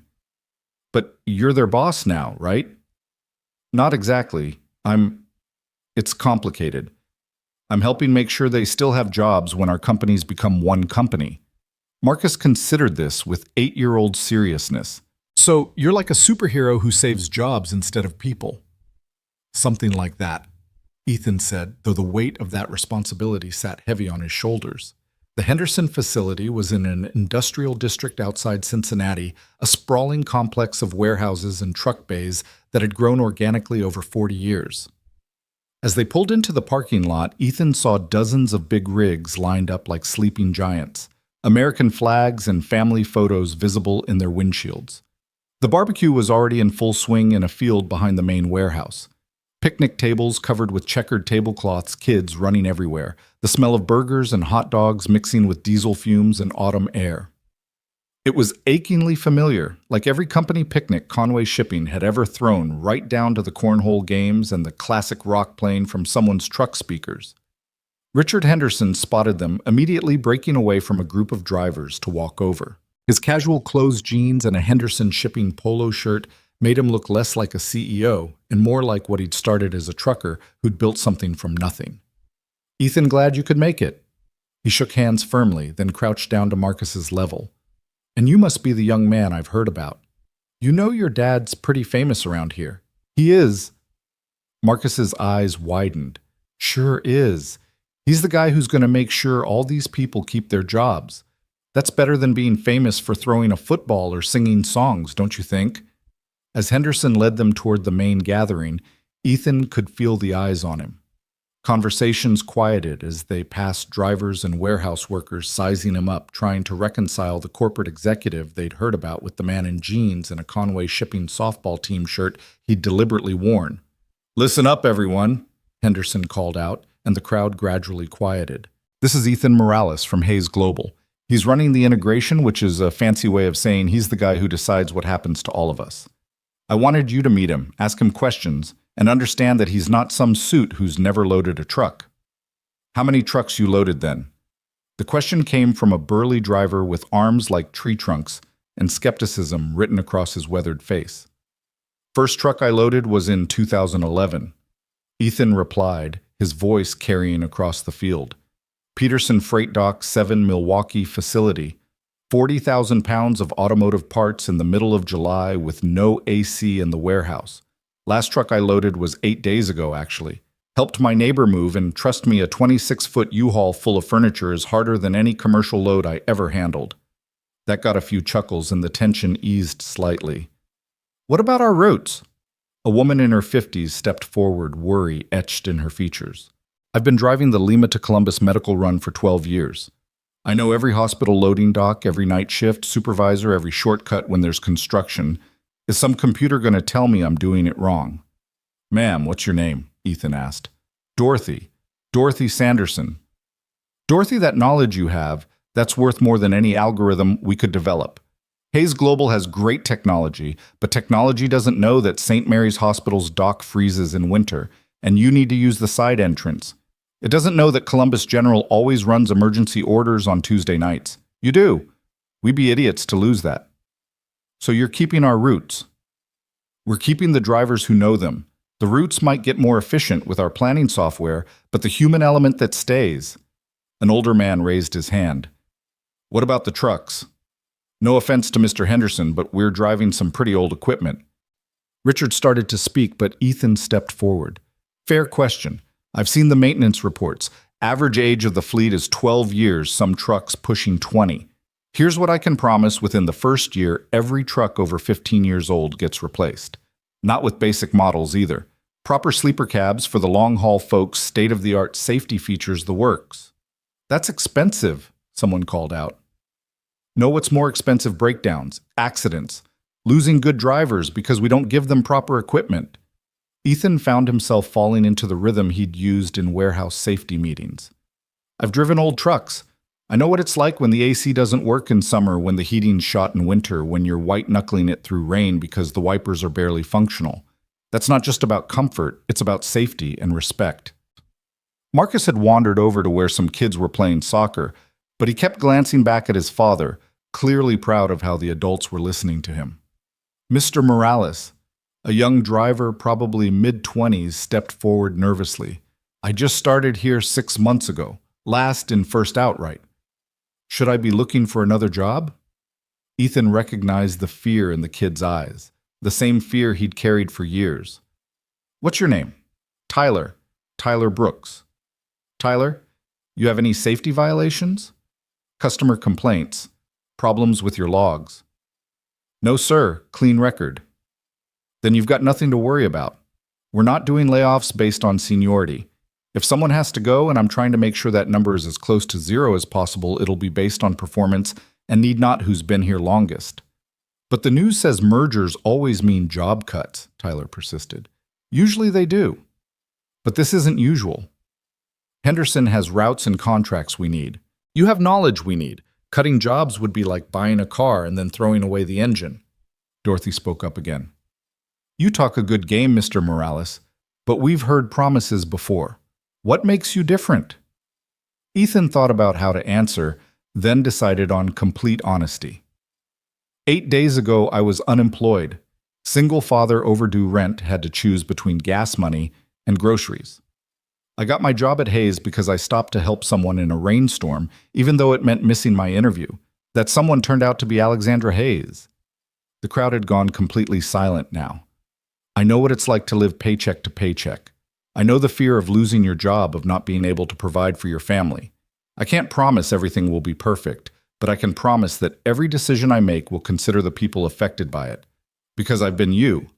Hell, I still am you, just with a newer suit. Your kid goes to public school, someone asked. Marshall Elementary, same one I would have gone to if we'd stayed in Cincinnati. He's on the free lunch program, actually. I should probably update that now, but honestly, I forgot. That admission broke something in the crowd's resistance. These were people who understood forgetting to update paperwork, who knew what free lunch programs meant, who recognized one of their own, even if he was wearing a different uniform now. The questions continued for another hour, ranging from technical concerns about system integration to worries about health insurance changes.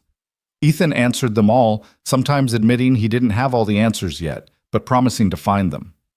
Marcus had joined the soccer game fully, now showing off the moves he'd learned at the YMCA, and Ethan felt a profound sense of rightness about the whole scene. As the sun began to set, Richard pulled Ethan aside. You did good today. They trust you, and that's not easy to earn. But they trust that I understand their world. Whether I can deliver on the promises, that's what matters. You know, when I started this company, it was just me and one truck. Built it up over 40 years, and now I'm watching it get absorbed by a corporation. Should break my heart, but watching you talk to my people, maybe this is how it was supposed to go. It doesn't have to be an ending, Richard. It can be an evolution. The older man smiled. You sound like my daughter. She's been telling me for years that we needed to modernize or die. Maybe being part of Hayes is how we modernize without losing our soul. That's the plan. As they were preparing to leave, Dorothy Sanderson approached with a small group of drivers. Mr. Morales, we were talking. Would you be willing to ride along on some of our routes? See what we actually do, the challenges we face that don't show up in reports. When? I do the Monday morning medical run. Leaves at 4 a.m., gets back around 2 p.m. It's not glamorous. I'll be there, Ethan said immediately. Text me the details. As they drove back to Columbus in the darkness, Marcus was full of stories about the kids he'd played with, the hot dogs he'd eaten, the truck he'd gotten to sit in. Dad, those people really like you, he said sleepily. I hope so, buddy. That lady Dorothy, she said you're going to save their jobs. Are you... I'm going to try. Mom would say that's all anyone can do, try their best. Ethan reached over and squeezed his son's shoulder. Yeah, she would say that. Sunday was supposedly a day off, but Ethan spent it preparing for the week ahead.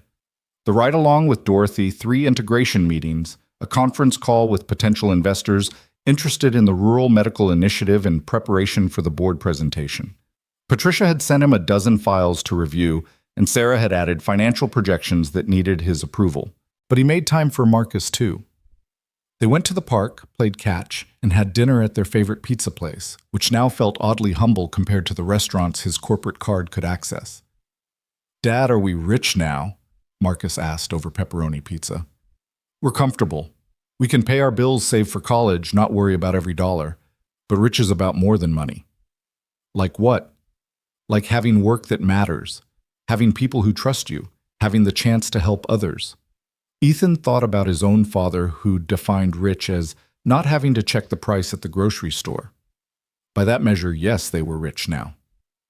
Monday's 4 a.m. alarm came too soon, but Ethan was at the Henderson facility by 3:45 wearing jeans and steel-toed boots he'd kept from his warehouse days. Dorothy was already doing her pre-trip inspection on a well-worn Freightliner that had seen better days. Didn't think you'd actually show, she said, not looking up from checking the tire pressure. I said I would. Plenty of executives say things they don't mean. I'm not plenty of executives. She straightened up, studying him. No, I guess you're not. Climb in. We've got 6 hospitals to hit before noon, and the first one has a critical shipment of cardiac stents that absolutely cannot be late. The inside of the truck was exactly as Ethan remembered from his brief stint as a driver, worn seats patched with duct tape, a CB radio crackling with early morning chatter photos of family members taped to the dashboard. Dorothy had pictures of what looked like grandchildren, a Purple Heart, from what must have been her military service, and a small cross hanging from the rearview mirror. As they pulled onto the highway, the sky still dark, Dorothy began explaining her route with the precision of someone who'd perfected every detail. First stop, Lima General. They've got a narrow dock, and you have to back in at an angle because of the dumpsters they refuse to move. Been asking them for 5 years to relocate those things, but hospitals don't listen to truck drivers. What if Hayes Global asked them? Dorothy snorted. You think a big corporation carries more weight than a truck driver? I think a corporation that controls their medical supply chain might get their attention. She glanced at him sideways. You'd use that leverage for something as small as moving dumpsters. Small to who? Not to the driver who has to navigate around them 5 days a week. Not to the hospital when a delivery gets delayed because a new driver couldn't manage the approach. They drove in comfortable silence for a while, the highway empty except for other trucks beginning their workday. The CB chatter was familiar drivers warning each other about speed traps, construction zones, weather conditions ahead. It was a community Ethan realized, one that existed parallel to the corporate world, but was just as vital. Tell me about the other drivers, Ethan said. The ones who are really worried about the merger. Dorothy sighed. Tom Martinez, he's got a special needs kid. Henderson's insurance covers the therapy, and he's terrified Hayes will switch to a plan that doesn't. Sarah Williams, she's putting 2 kids through college on a driver's salary. Any pay cut would mean they'd have to drop out. Jimmy Chen, he's 62, too young to retire, but old enough that finding another job would be nearly impossible. Make a list, Ethan said, pulling out his phone to take notes. Everyone with specific concerns. I'll address each one personally. You can't solve everyone's problems. No, but I can try. And the ones I can't solve, at least they'll know someone listened. Lima General appeared in the pre-dawn darkness, its emergency room lights blazing. Dorothy expertly maneuvered the truck into the impossible loading dock, and Ethan jumped out to help unload. The hospital's receiving clerk, a tired-looking man named Frank, did a double take. Dorothy, who's your helper? Frank, meet Ethan Morales. He's the Hayes Global executive running the merger. Frank nearly dropped his clipboard. An executive is doing ride-alongs. Apparently this one does, Dorothy said with something that might have been pride. The physical work of unloading medical supplies was harder than Ethan remembered, his executive life having softened him slightly. But muscle memory kicked in. Lift with your legs pivot from your hips. Always check the weight before committing to the lift. By the 3rd hospital, he was sweating through his shirt despite the cool morning air. You're keeping up better than I expected, Dorothy admitted as they pulled into Columbus General. I've loaded trucks in worse conditions. July in Phoenix, no AC in the warehouse, 100-pound boxes of machine parts. Why'd you leave that life? I didn't choose to at first. Got promoted to supervisor, then manager, worked my way up. But I never forgot what the actual work felt like. Too many executives do.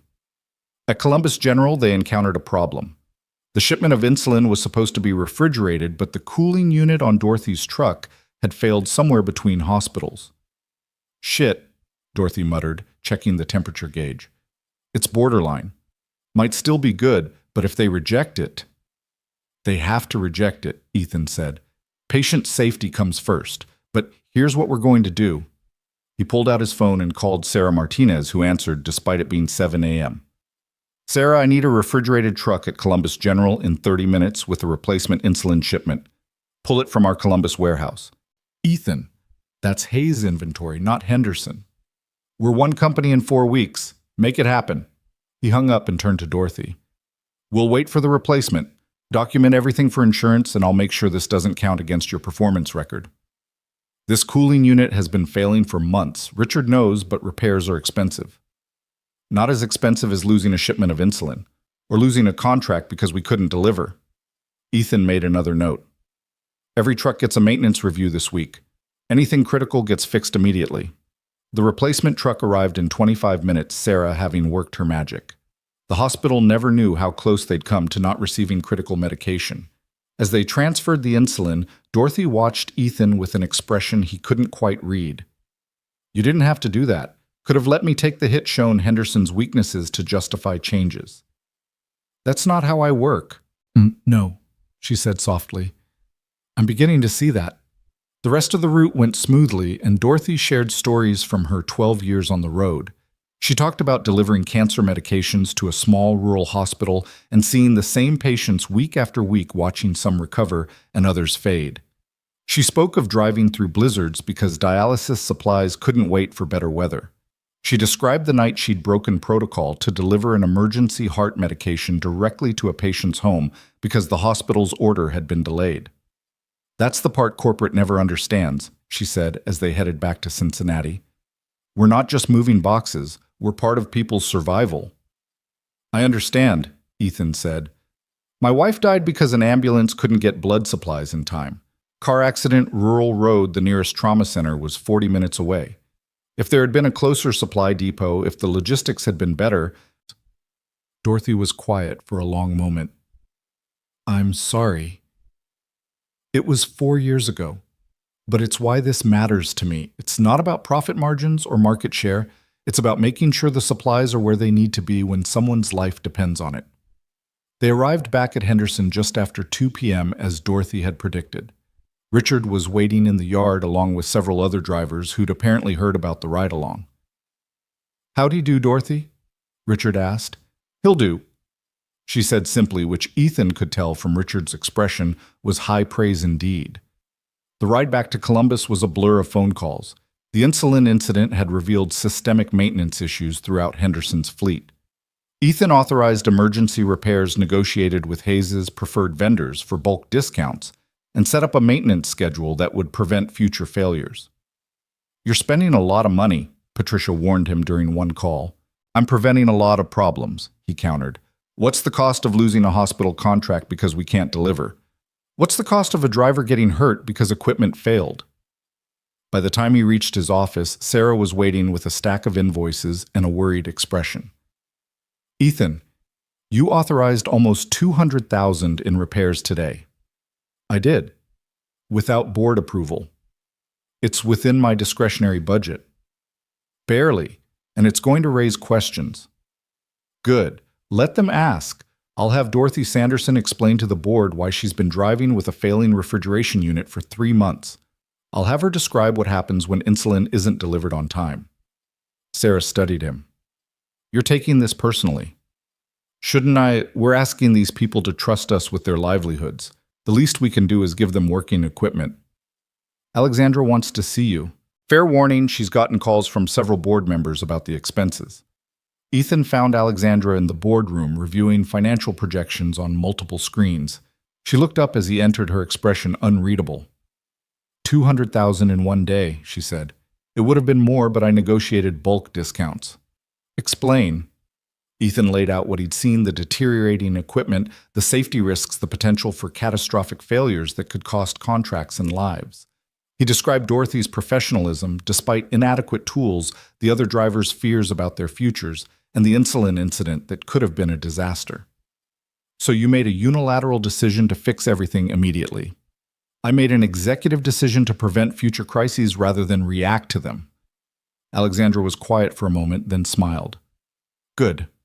That's exactly what I hired you to do. But next time, give me a heads up so I can prepare for the board's phone calls. There's something else, Ethan said. The Rural Medical Initiative, I want to expand it. Not just integrate what Henderson has, but actively pursue new contracts with rural hospitals. There's a network of 63 critical access hospitals across 5 states that are underserved. If we can guarantee reliable delivery at competitive prices, you're talking about a massive expansion. I'm talking about saving lives while making profit. The two don't have to be mutually exclusive. Alexandra pulled up a map on one of the screens. Show me. For the next 2 hours, they worked through the proposal. Ethan had done his homework, demographics, distance analyses, competitive landscape, projected revenues and costs. But more than numbers, he had stories from Dorothy and the other drivers' real-world intelligence that no market analysis could provide. The board will want hard numbers, Alexandra said. I'll give them those, but I'll also give them something else, the moral argument. Hayes Global can be the company that ensures no rural hospital runs out of critical supplies. That's not just good business, it's good citizenship.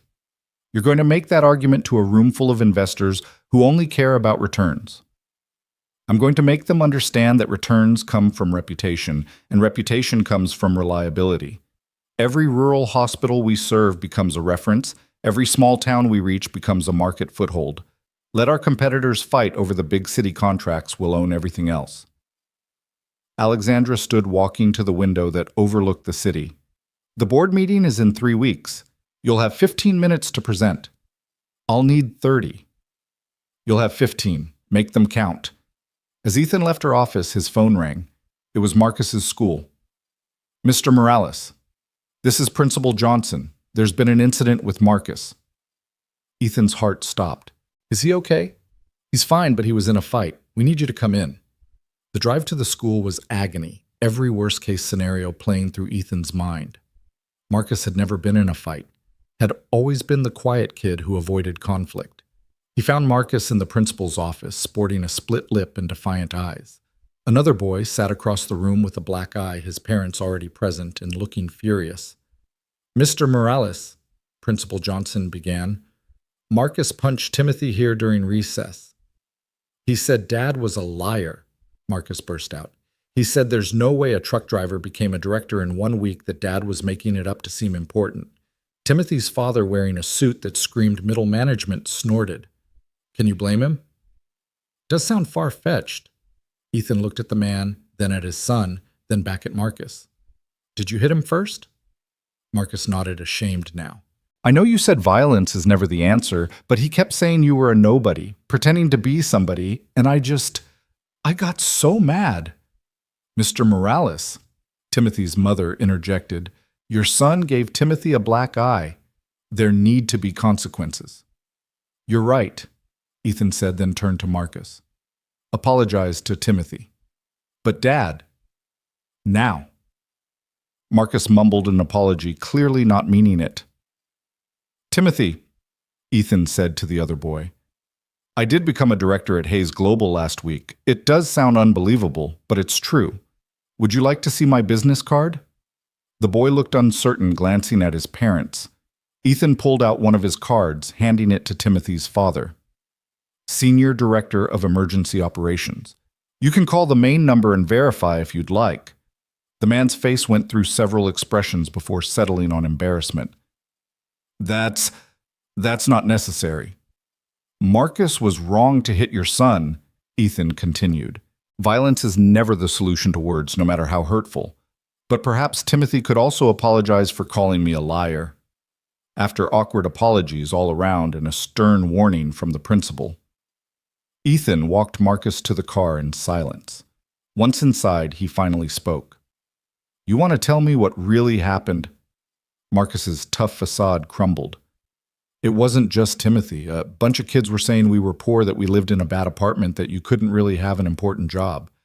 And I knew it was true, the poor part I mean, but also not true anymore, and I didn't know how to explain it, and Timothy just kept pushing and pushing. And you snapped. Yeah. Ethan pulled into a parking lot and turned to face his son. Marcus, we were poor. That's not shameful. It's just fact. We're not poor now, but that could change. Jobs can be lost. Situations can shift. What matters isn't what people say about where we come from, but who we choose to be. You chose to help that lady in the rain. And that choice changed everything. But even if it hadn't, even if I'd missed that interview and we were still in the same situation, would that make us less valuable as people? Marcus thought about it. No. No.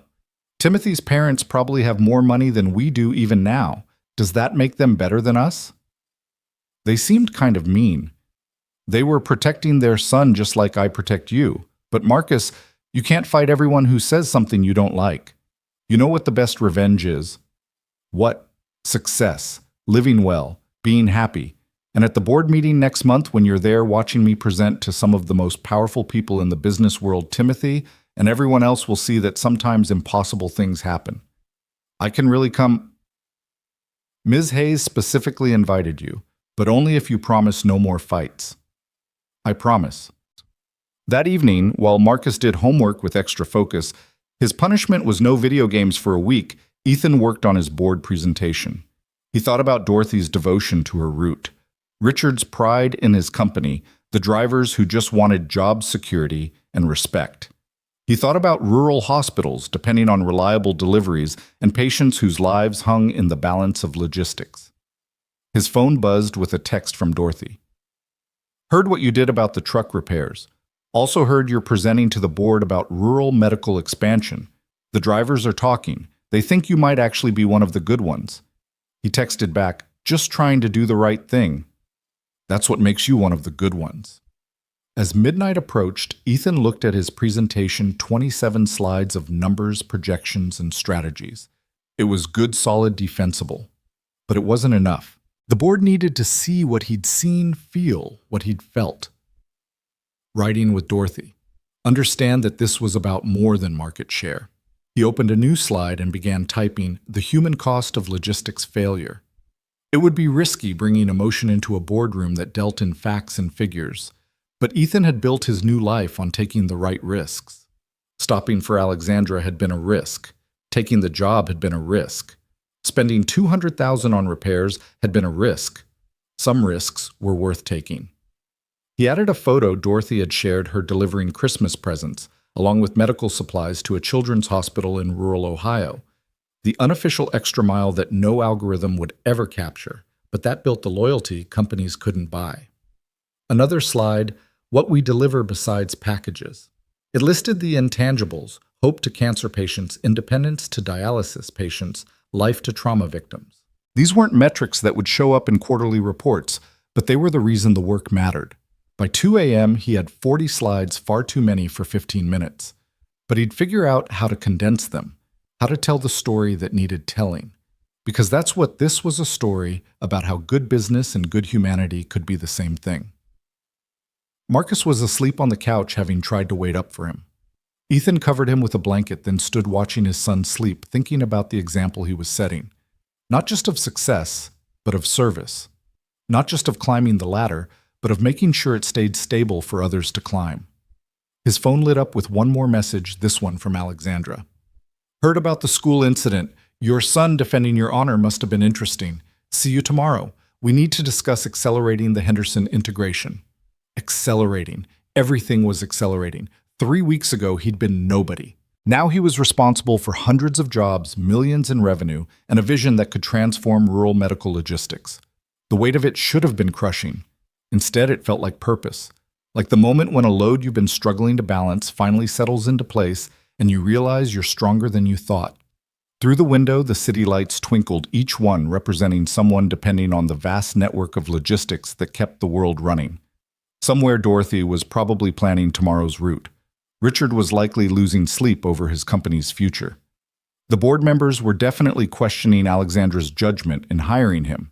But Ethan Morales, who'd learned to carry whatever weight life put on his shoulders, was ready for all of it. The presentation would work or it wouldn't. The integration would succeed or fail. The rural medical initiative would transform the company or become a costly mistake. What mattered was that he was trying with everything he had to build something worthwhile. To prove that a man who'd stopped to help a stranger could change not just his own life, but hundreds of others. To show his son that integrity and success weren't mutually exclusive, that where you came from mattered less than where you chose to go. The radiator had finally stopped its clanging. The landlord had fixed it after Ethan paid 3 months' rent in advance. The silence felt strange, like losing a familiar adversary. But that was the nature of progress. You fixed problems and moved on to new ones. And Ethan had plenty of new problems to solve.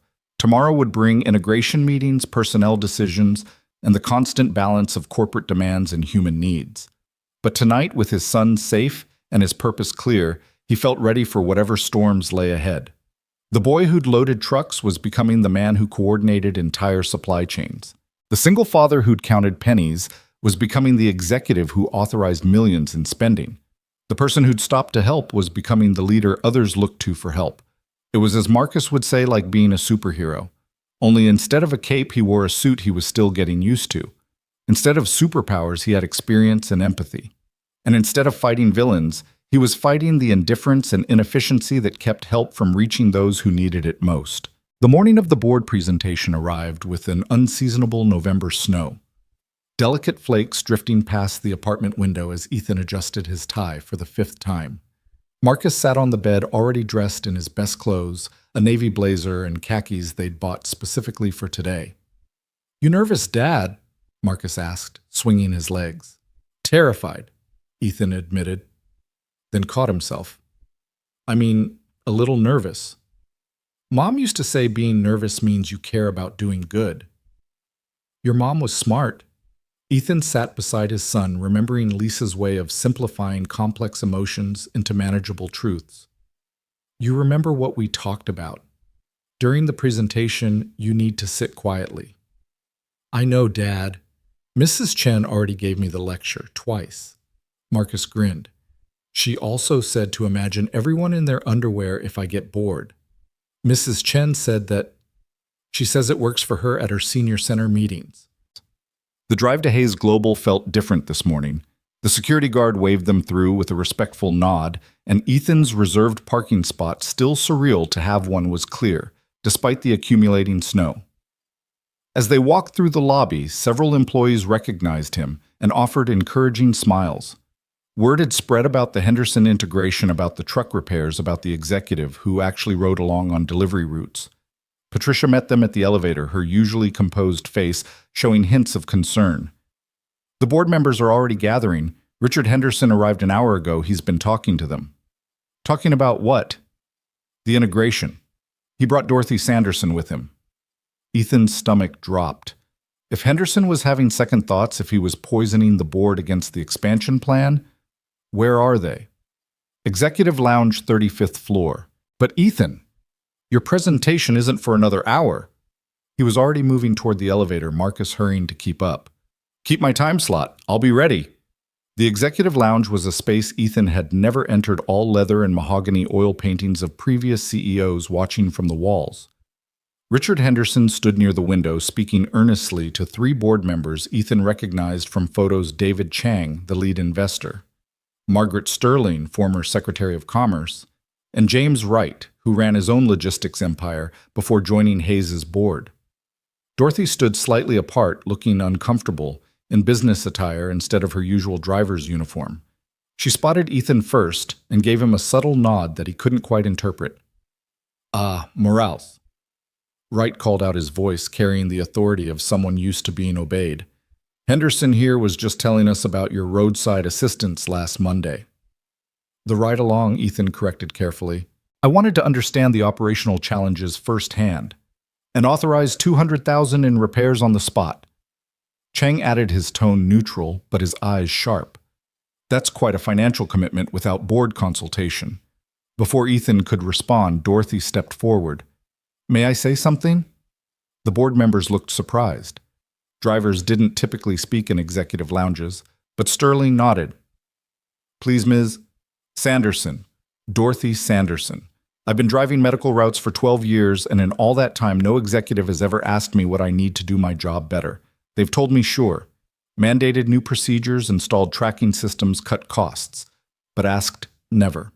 Until Mr. Morales." She pulled out her phone, scrolling to something. "This is a photo from 3 years ago. That's me changing a tire in a blizzard because the company couldn't afford proper winter maintenance. This is from last year, delivering insulin in a truck with no working refrigeration during a heat wave, using bags of gas station ice to keep it cool. And this, she showed another image. This is my truck as of yesterday. New tires, working refrigeration, proper safety equipment. First time in 5 years everything actually works. Wright leaned forward. And you attribute this to Morales. I attribute it to having someone in charge who understands that we're not just moving boxes, we're keeping people alive. He gets that because he's done the work. Chang turned to Richard. And you support this approach.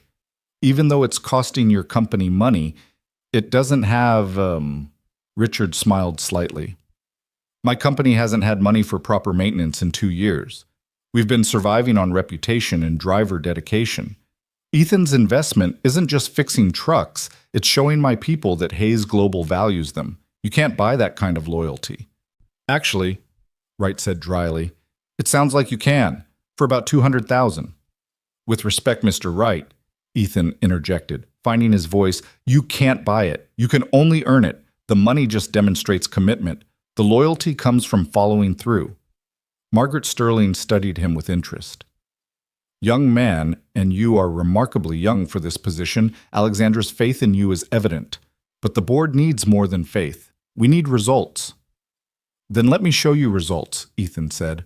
My presentation isn't just about rural medical expansion. It's about transforming how Hayes Global thinks about logistics. We'll see in an hour, Chang said, but his expression had softened slightly. As the board members dispersed, Dorothy approached Ethan. I hope I didn't overstep.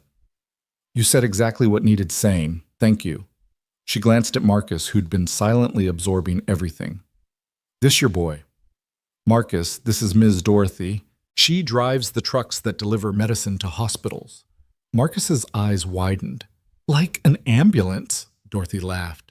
Kind of, but I deliver before people get sick so they have what they need when they do. Your dad's making sure I can keep doing that. Cool, sir, Marcus said. Then looked up at his father with something approaching awe. The hour before the presentation passed in a blur. Patricia brought updated figures showing that the Henderson integration was actually ahead of schedule. Drivers were volunteering for overtime to help with the transition, seeing it as an investment in their own futures. Sarah had run new projections based on the rural hospital contacts Ethan had made, and the numbers were even better than anticipated. Nervous? Alexandra asked, appearing in his office doorway minutes before the presentation.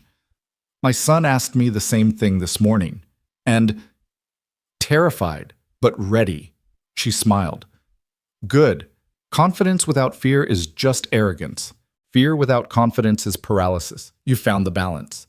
She looked at Marcus, who was practicing sitting still in one of the office chairs.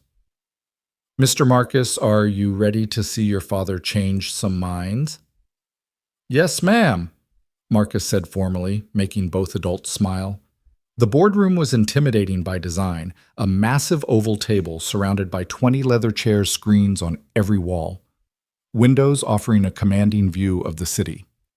The board members were already seated, their faces ranging from curious to skeptical. In addition to those he'd met earlier, there were another dozen people, investors, advisors, senior executives. Ethan took his position at the head of the table, his presentation remote feeling small in his hand. Marcus sat in a chair against the wall between Patricia and Alexandra, his eyes wide but his posture perfect. Ladies and gentlemen, Ethan began, his voice steadier than he'd expected. I'm here to talk to you about the future of Hayes Global. Not the next quarter or the next year, but the next decade. And it starts with understanding that logistics isn't about moving things, it's about connecting lives.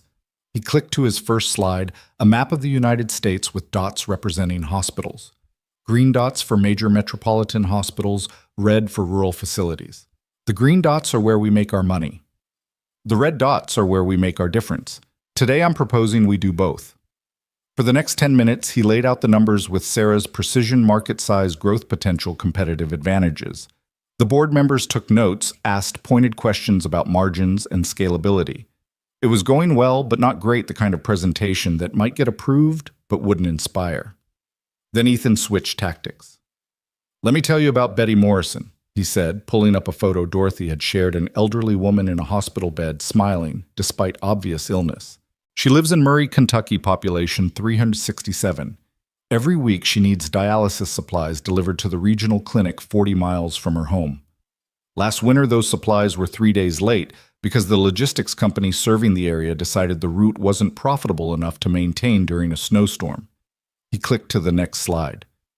Betty Morrison died waiting for those supplies. The room went silent. This isn't just about her. There are thousands of Betty Morrisons across rural America, people whose lives depend on reliable medical logistics, but who live in areas deemed unprofitable by traditional metrics. James Wright interrupted. With respect, Mr. Morales, we're not a charity. We have obligations to our shareholders. You're right, Ethan agreed, surprising him. Which is why I'm not proposing charity. I'm proposing strategic market domination through service excellence. He pulled up his financial projections. Rural hospitals are desperate for reliable suppliers. They'll pay premium prices for guaranteed service. But more importantly, they're connected. Every rural hospital administrator knows every other administrator in their state. Serve one well and word spreads. Fail one, and that spreads too. The network effect, Sterling murmured, understanding dawning. Exactly. We start with Henderson's existing routes, expand strategically, and within 18 months we own rural medical logistics for the entire Midwest.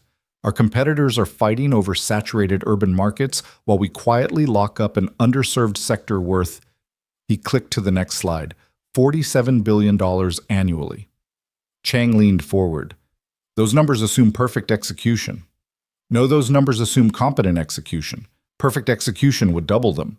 Ethan pulled up another slide showing driver retention rates. Henderson's drivers have a 92% retention rate despite old equipment and low pay. Why? Because they believe in what they're doing. Give them proper resources and competitive wages, and that becomes 98%. Do you know what driver turnover costs this industry? About $8,000 per driver, Wright said. Multiply that by the thousands of drivers we won't have to replace, and the investment pays for itself. But there's something else, something that doesn't show up in spreadsheets. He clicked to a photo of himself from the week before, muddy, exhausted, helping Dorothy unload supplies at Columbus General. This is me last Monday. I could have sent someone else to do the ride-along or skipped it entirely. But leadership isn't about giving orders from a boardroom. It's about understanding the reality of the work. Every driver who saw this photo, and trust me, Dorothy, made sure they all did knows that management understands their challenges. That's worth more than any retention bonus. Margaret Sterling spoke up.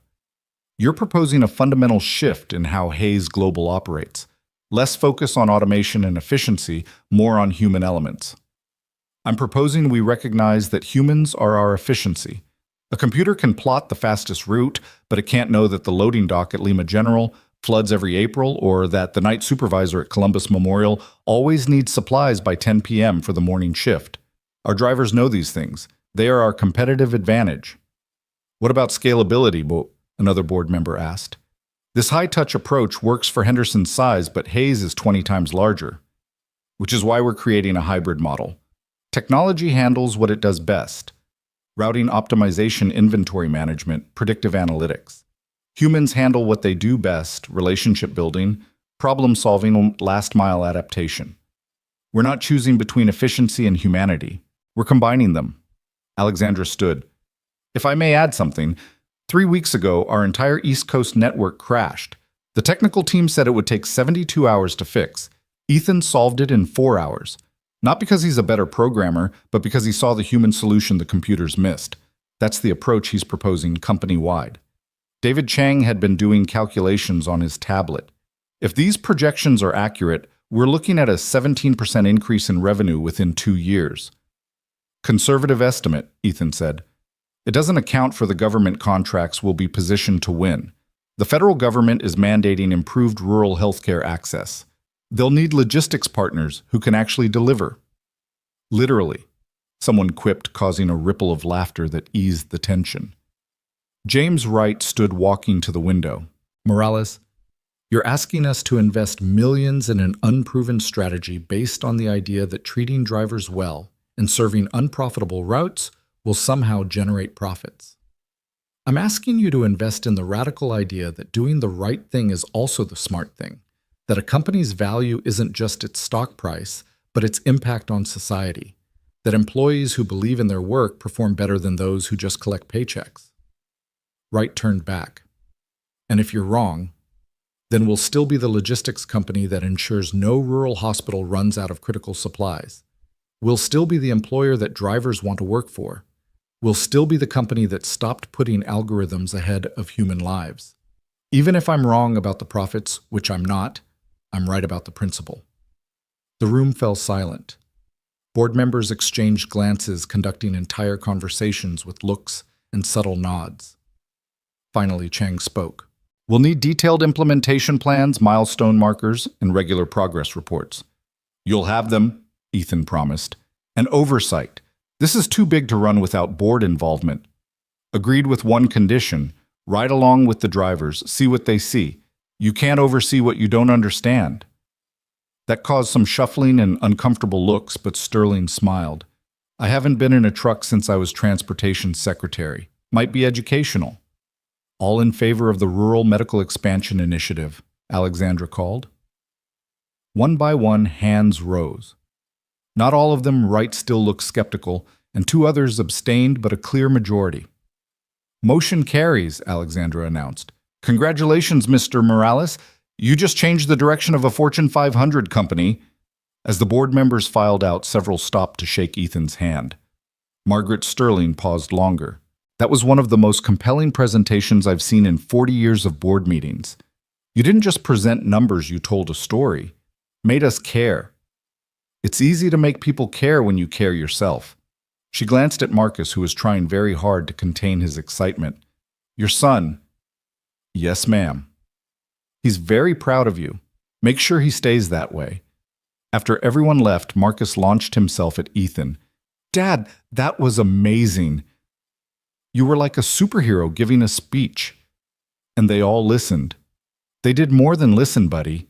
They agreed to help a lot of people. Alexandra approached, her professional mask slipping to reveal genuine warmth. You exceeded every expectation. The Betty Morrison story, that was brilliant. It was true. Dorothy told me about her. The best stories always are. She looked at Marcus. Your father just secured funding for a project that will affect millions of lives. You should be very proud. I am, Marcus said simply. As they prepared to leave, Ethan's phone rang. It was Richard Henderson. Heard the good news, Richard said. The drivers are celebrating. Dorothy's buying rounds at Murphy's Tavern. You should come. Ethan looked at Marcus. Want to go to a trucker bar? Is that allowed? Today. Today, anything's allowed. Murphy's Tavern was exactly what Ethan expected. Dim lights, worn pool tables, and a jukebox playing classic rock. But it was packed with Henderson drivers all raising glasses as Ethan walked in with Marcus. There he is, Dorothy called out, the executive who got his hands dirty. The celebration was unlike any corporate event Ethan had attended. These were people who measured success in miles driven safely, packages delivered on time, and families supported. They didn't care about stock prices or market shares. They cared about job security and respect. Mr. Morales, a young driver approached nervously. I'm Tyler Brooks. We met at the barbecue.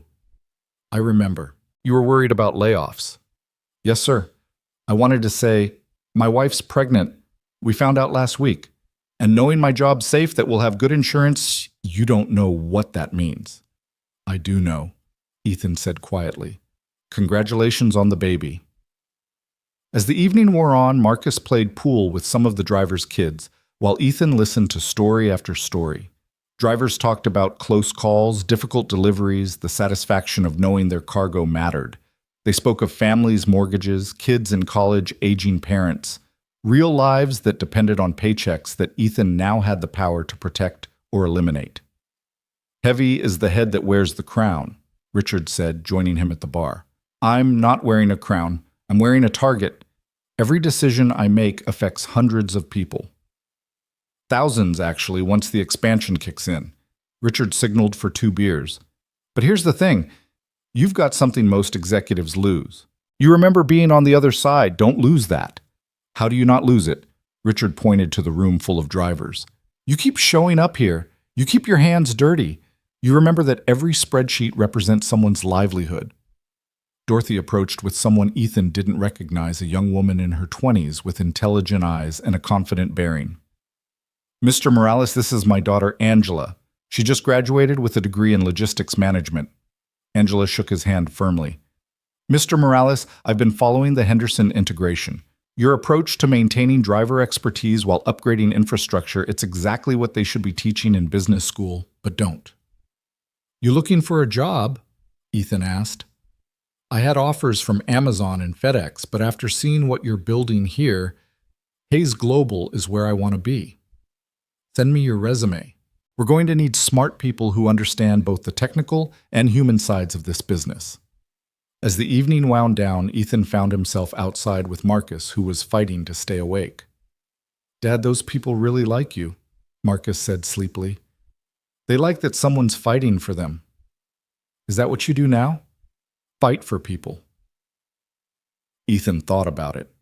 3 weeks ago, he'd been fighting just to survive. Now he was fighting for something larger, for the idea that business could be both profitable and humane, that success didn't require sacrificing integrity. "Yeah, buddy, I guess that's what I do now." The drive home was quiet, Marcus asleep in the passenger seat, the city lights blurring past. Ethan's phone had been buzzing with messages. Congratulations from Sarah and Princeton Media requests. Patricia was fielding even a text from Jennifer saying she'd heard about the board presentation and was impressed. But the message that mattered most came from Alexandra. "Today you proved me right about you, but more importantly, you proved yourself right about what Hayes Global could be. This is just the beginning." She was right.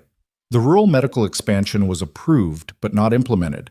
The Henderson integration was progressing but not complete. There would be obstacles, setbacks, probably failures. Not everyone would embrace the changes. Some board members remained skeptical. Competitors would try to copy or counter their strategy. But sitting at a red light, watching his son sleep peacefully, Ethan felt ready for all of it. 3 weeks ago, he'd been a man desperate for a chance. Now he was a man creating chances for others. The light turned green and he drove on through the quiet streets. Tomorrow would bring new challenges, implementation meetings, budget reviews, the 1,000 details that turned vision into reality. He'd need to balance boardroom politics with driver concerns, profit margins with human needs, corporate expectations with personal values. But tonight, he'd won. Not just the board's approval or the driver's trust, but something more fundamental, the knowledge that he belonged in this new life, that he'd earned it not through luck or charity, but through competence and character. His phone rang as he pulled into their apartment complex. It was Dorothy. "Ethan, I wanted you to know what you did today, what you're doing for us. My husband was a driver too, died 3 years ago when his rig broke down on the highway, faulty brakes the company knew about but didn't fix. What you're doing with the maintenance, the safety improvements, you're not just saving jobs, you're saving lives. Dorothy, I don't need to say anything.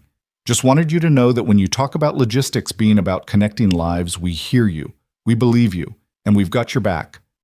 After getting Marcus to bed, Ethan sat at the kitchen table with his laptop beginning to draft the implementation plan the board had requested. But his mind kept drifting to that morning 3 weeks ago when he'd stopped to help Alexandra. Such a small decision, pull over or keep driving, that had cascaded into all of this. He thought about the butterfly effect, how tiny changes could have massive consequences. If he'd left 5 minutes earlier that morning, if Alexandra had taken a different route, if the rain hadn't been quite so heavy, 1,000 small variables that had aligned to create this opportunity. But it wasn't really about luck, was it? It was about being the kind of person who stopped to help. That characteristic, that instinct to put others' needs alongside his own, had been there long before that rainy morning. The opportunity had simply revealed it. His laptop screen showed the beginning of his implementation plan, Phase 1 Human Infrastructure. Before upgrading technology or expanding routes, he would invest in people, training programs for rural route drivers, safety bonuses, a driver advisory council that would have direct input on operational decisions. It was unconventional, possibly naive, definitely risky, but it was right. And Ethan had learned that doing the right thing consistently and courageously had a way of working out. A text from Marcus's teacher appeared. Heard about your presentation from Principal Johnson. The whole school's talking about Marcus's dad, the hero executive. He was beaming all day. Hero executive. Ethan shook his head at the phrase. He wasn't a hero. He was just someone trying to do his job well while remembering what it felt like to need someone to do their job well for him. But if Marcus wanted to see him as a hero, if the drivers needed someone to believe in, if the board expected miracles, well, he'd given up more comfortable positions for worse reasons. The radiator in the new apartment they'd moved the previous weekend hummed quietly efficiently. Nothing like the clanging monster of their old place. But Ethan found himself missing that sound, that reminder of where they'd come from. Success, he was learning, wasn't about forgetting your struggles, but about using them to understand others. Tomorrow, the real work would begin. Turning promises into reality, vision into execution, hope into tangible change. There would be setbacks, there always were. Some rural hospitals might resist change. Some drivers might struggle with new technology. Some board members might push back on costs. But tonight, in the quiet of his new apartment with his son, safe and his future secure, Ethan Morales allowed himself a moment of satisfaction. He'd traveled from loading dock to boardroom in 3 weeks. He'd transformed a personal crisis into an opportunity to help hundreds of others. He'd shown his son that integrity and success weren't mutually exclusive. The computer screen glowed with plans and projections, strategies, and spreadsheets. But behind all the corporate language and financial models was something simpler. A man who'd stopped to help someone in the rain, and in doing so had discovered not just a job, but a purpose. The storm that had brought Alexandra Hayes into his life had passed, but its effects rippled outward like waves on water. Each driver whose job was saved, each rural hospital that received reliable deliveries, each family that stayed together because a parent kept their employment. They were all connected to that moment on the highway when Ethan chose help over self-interest.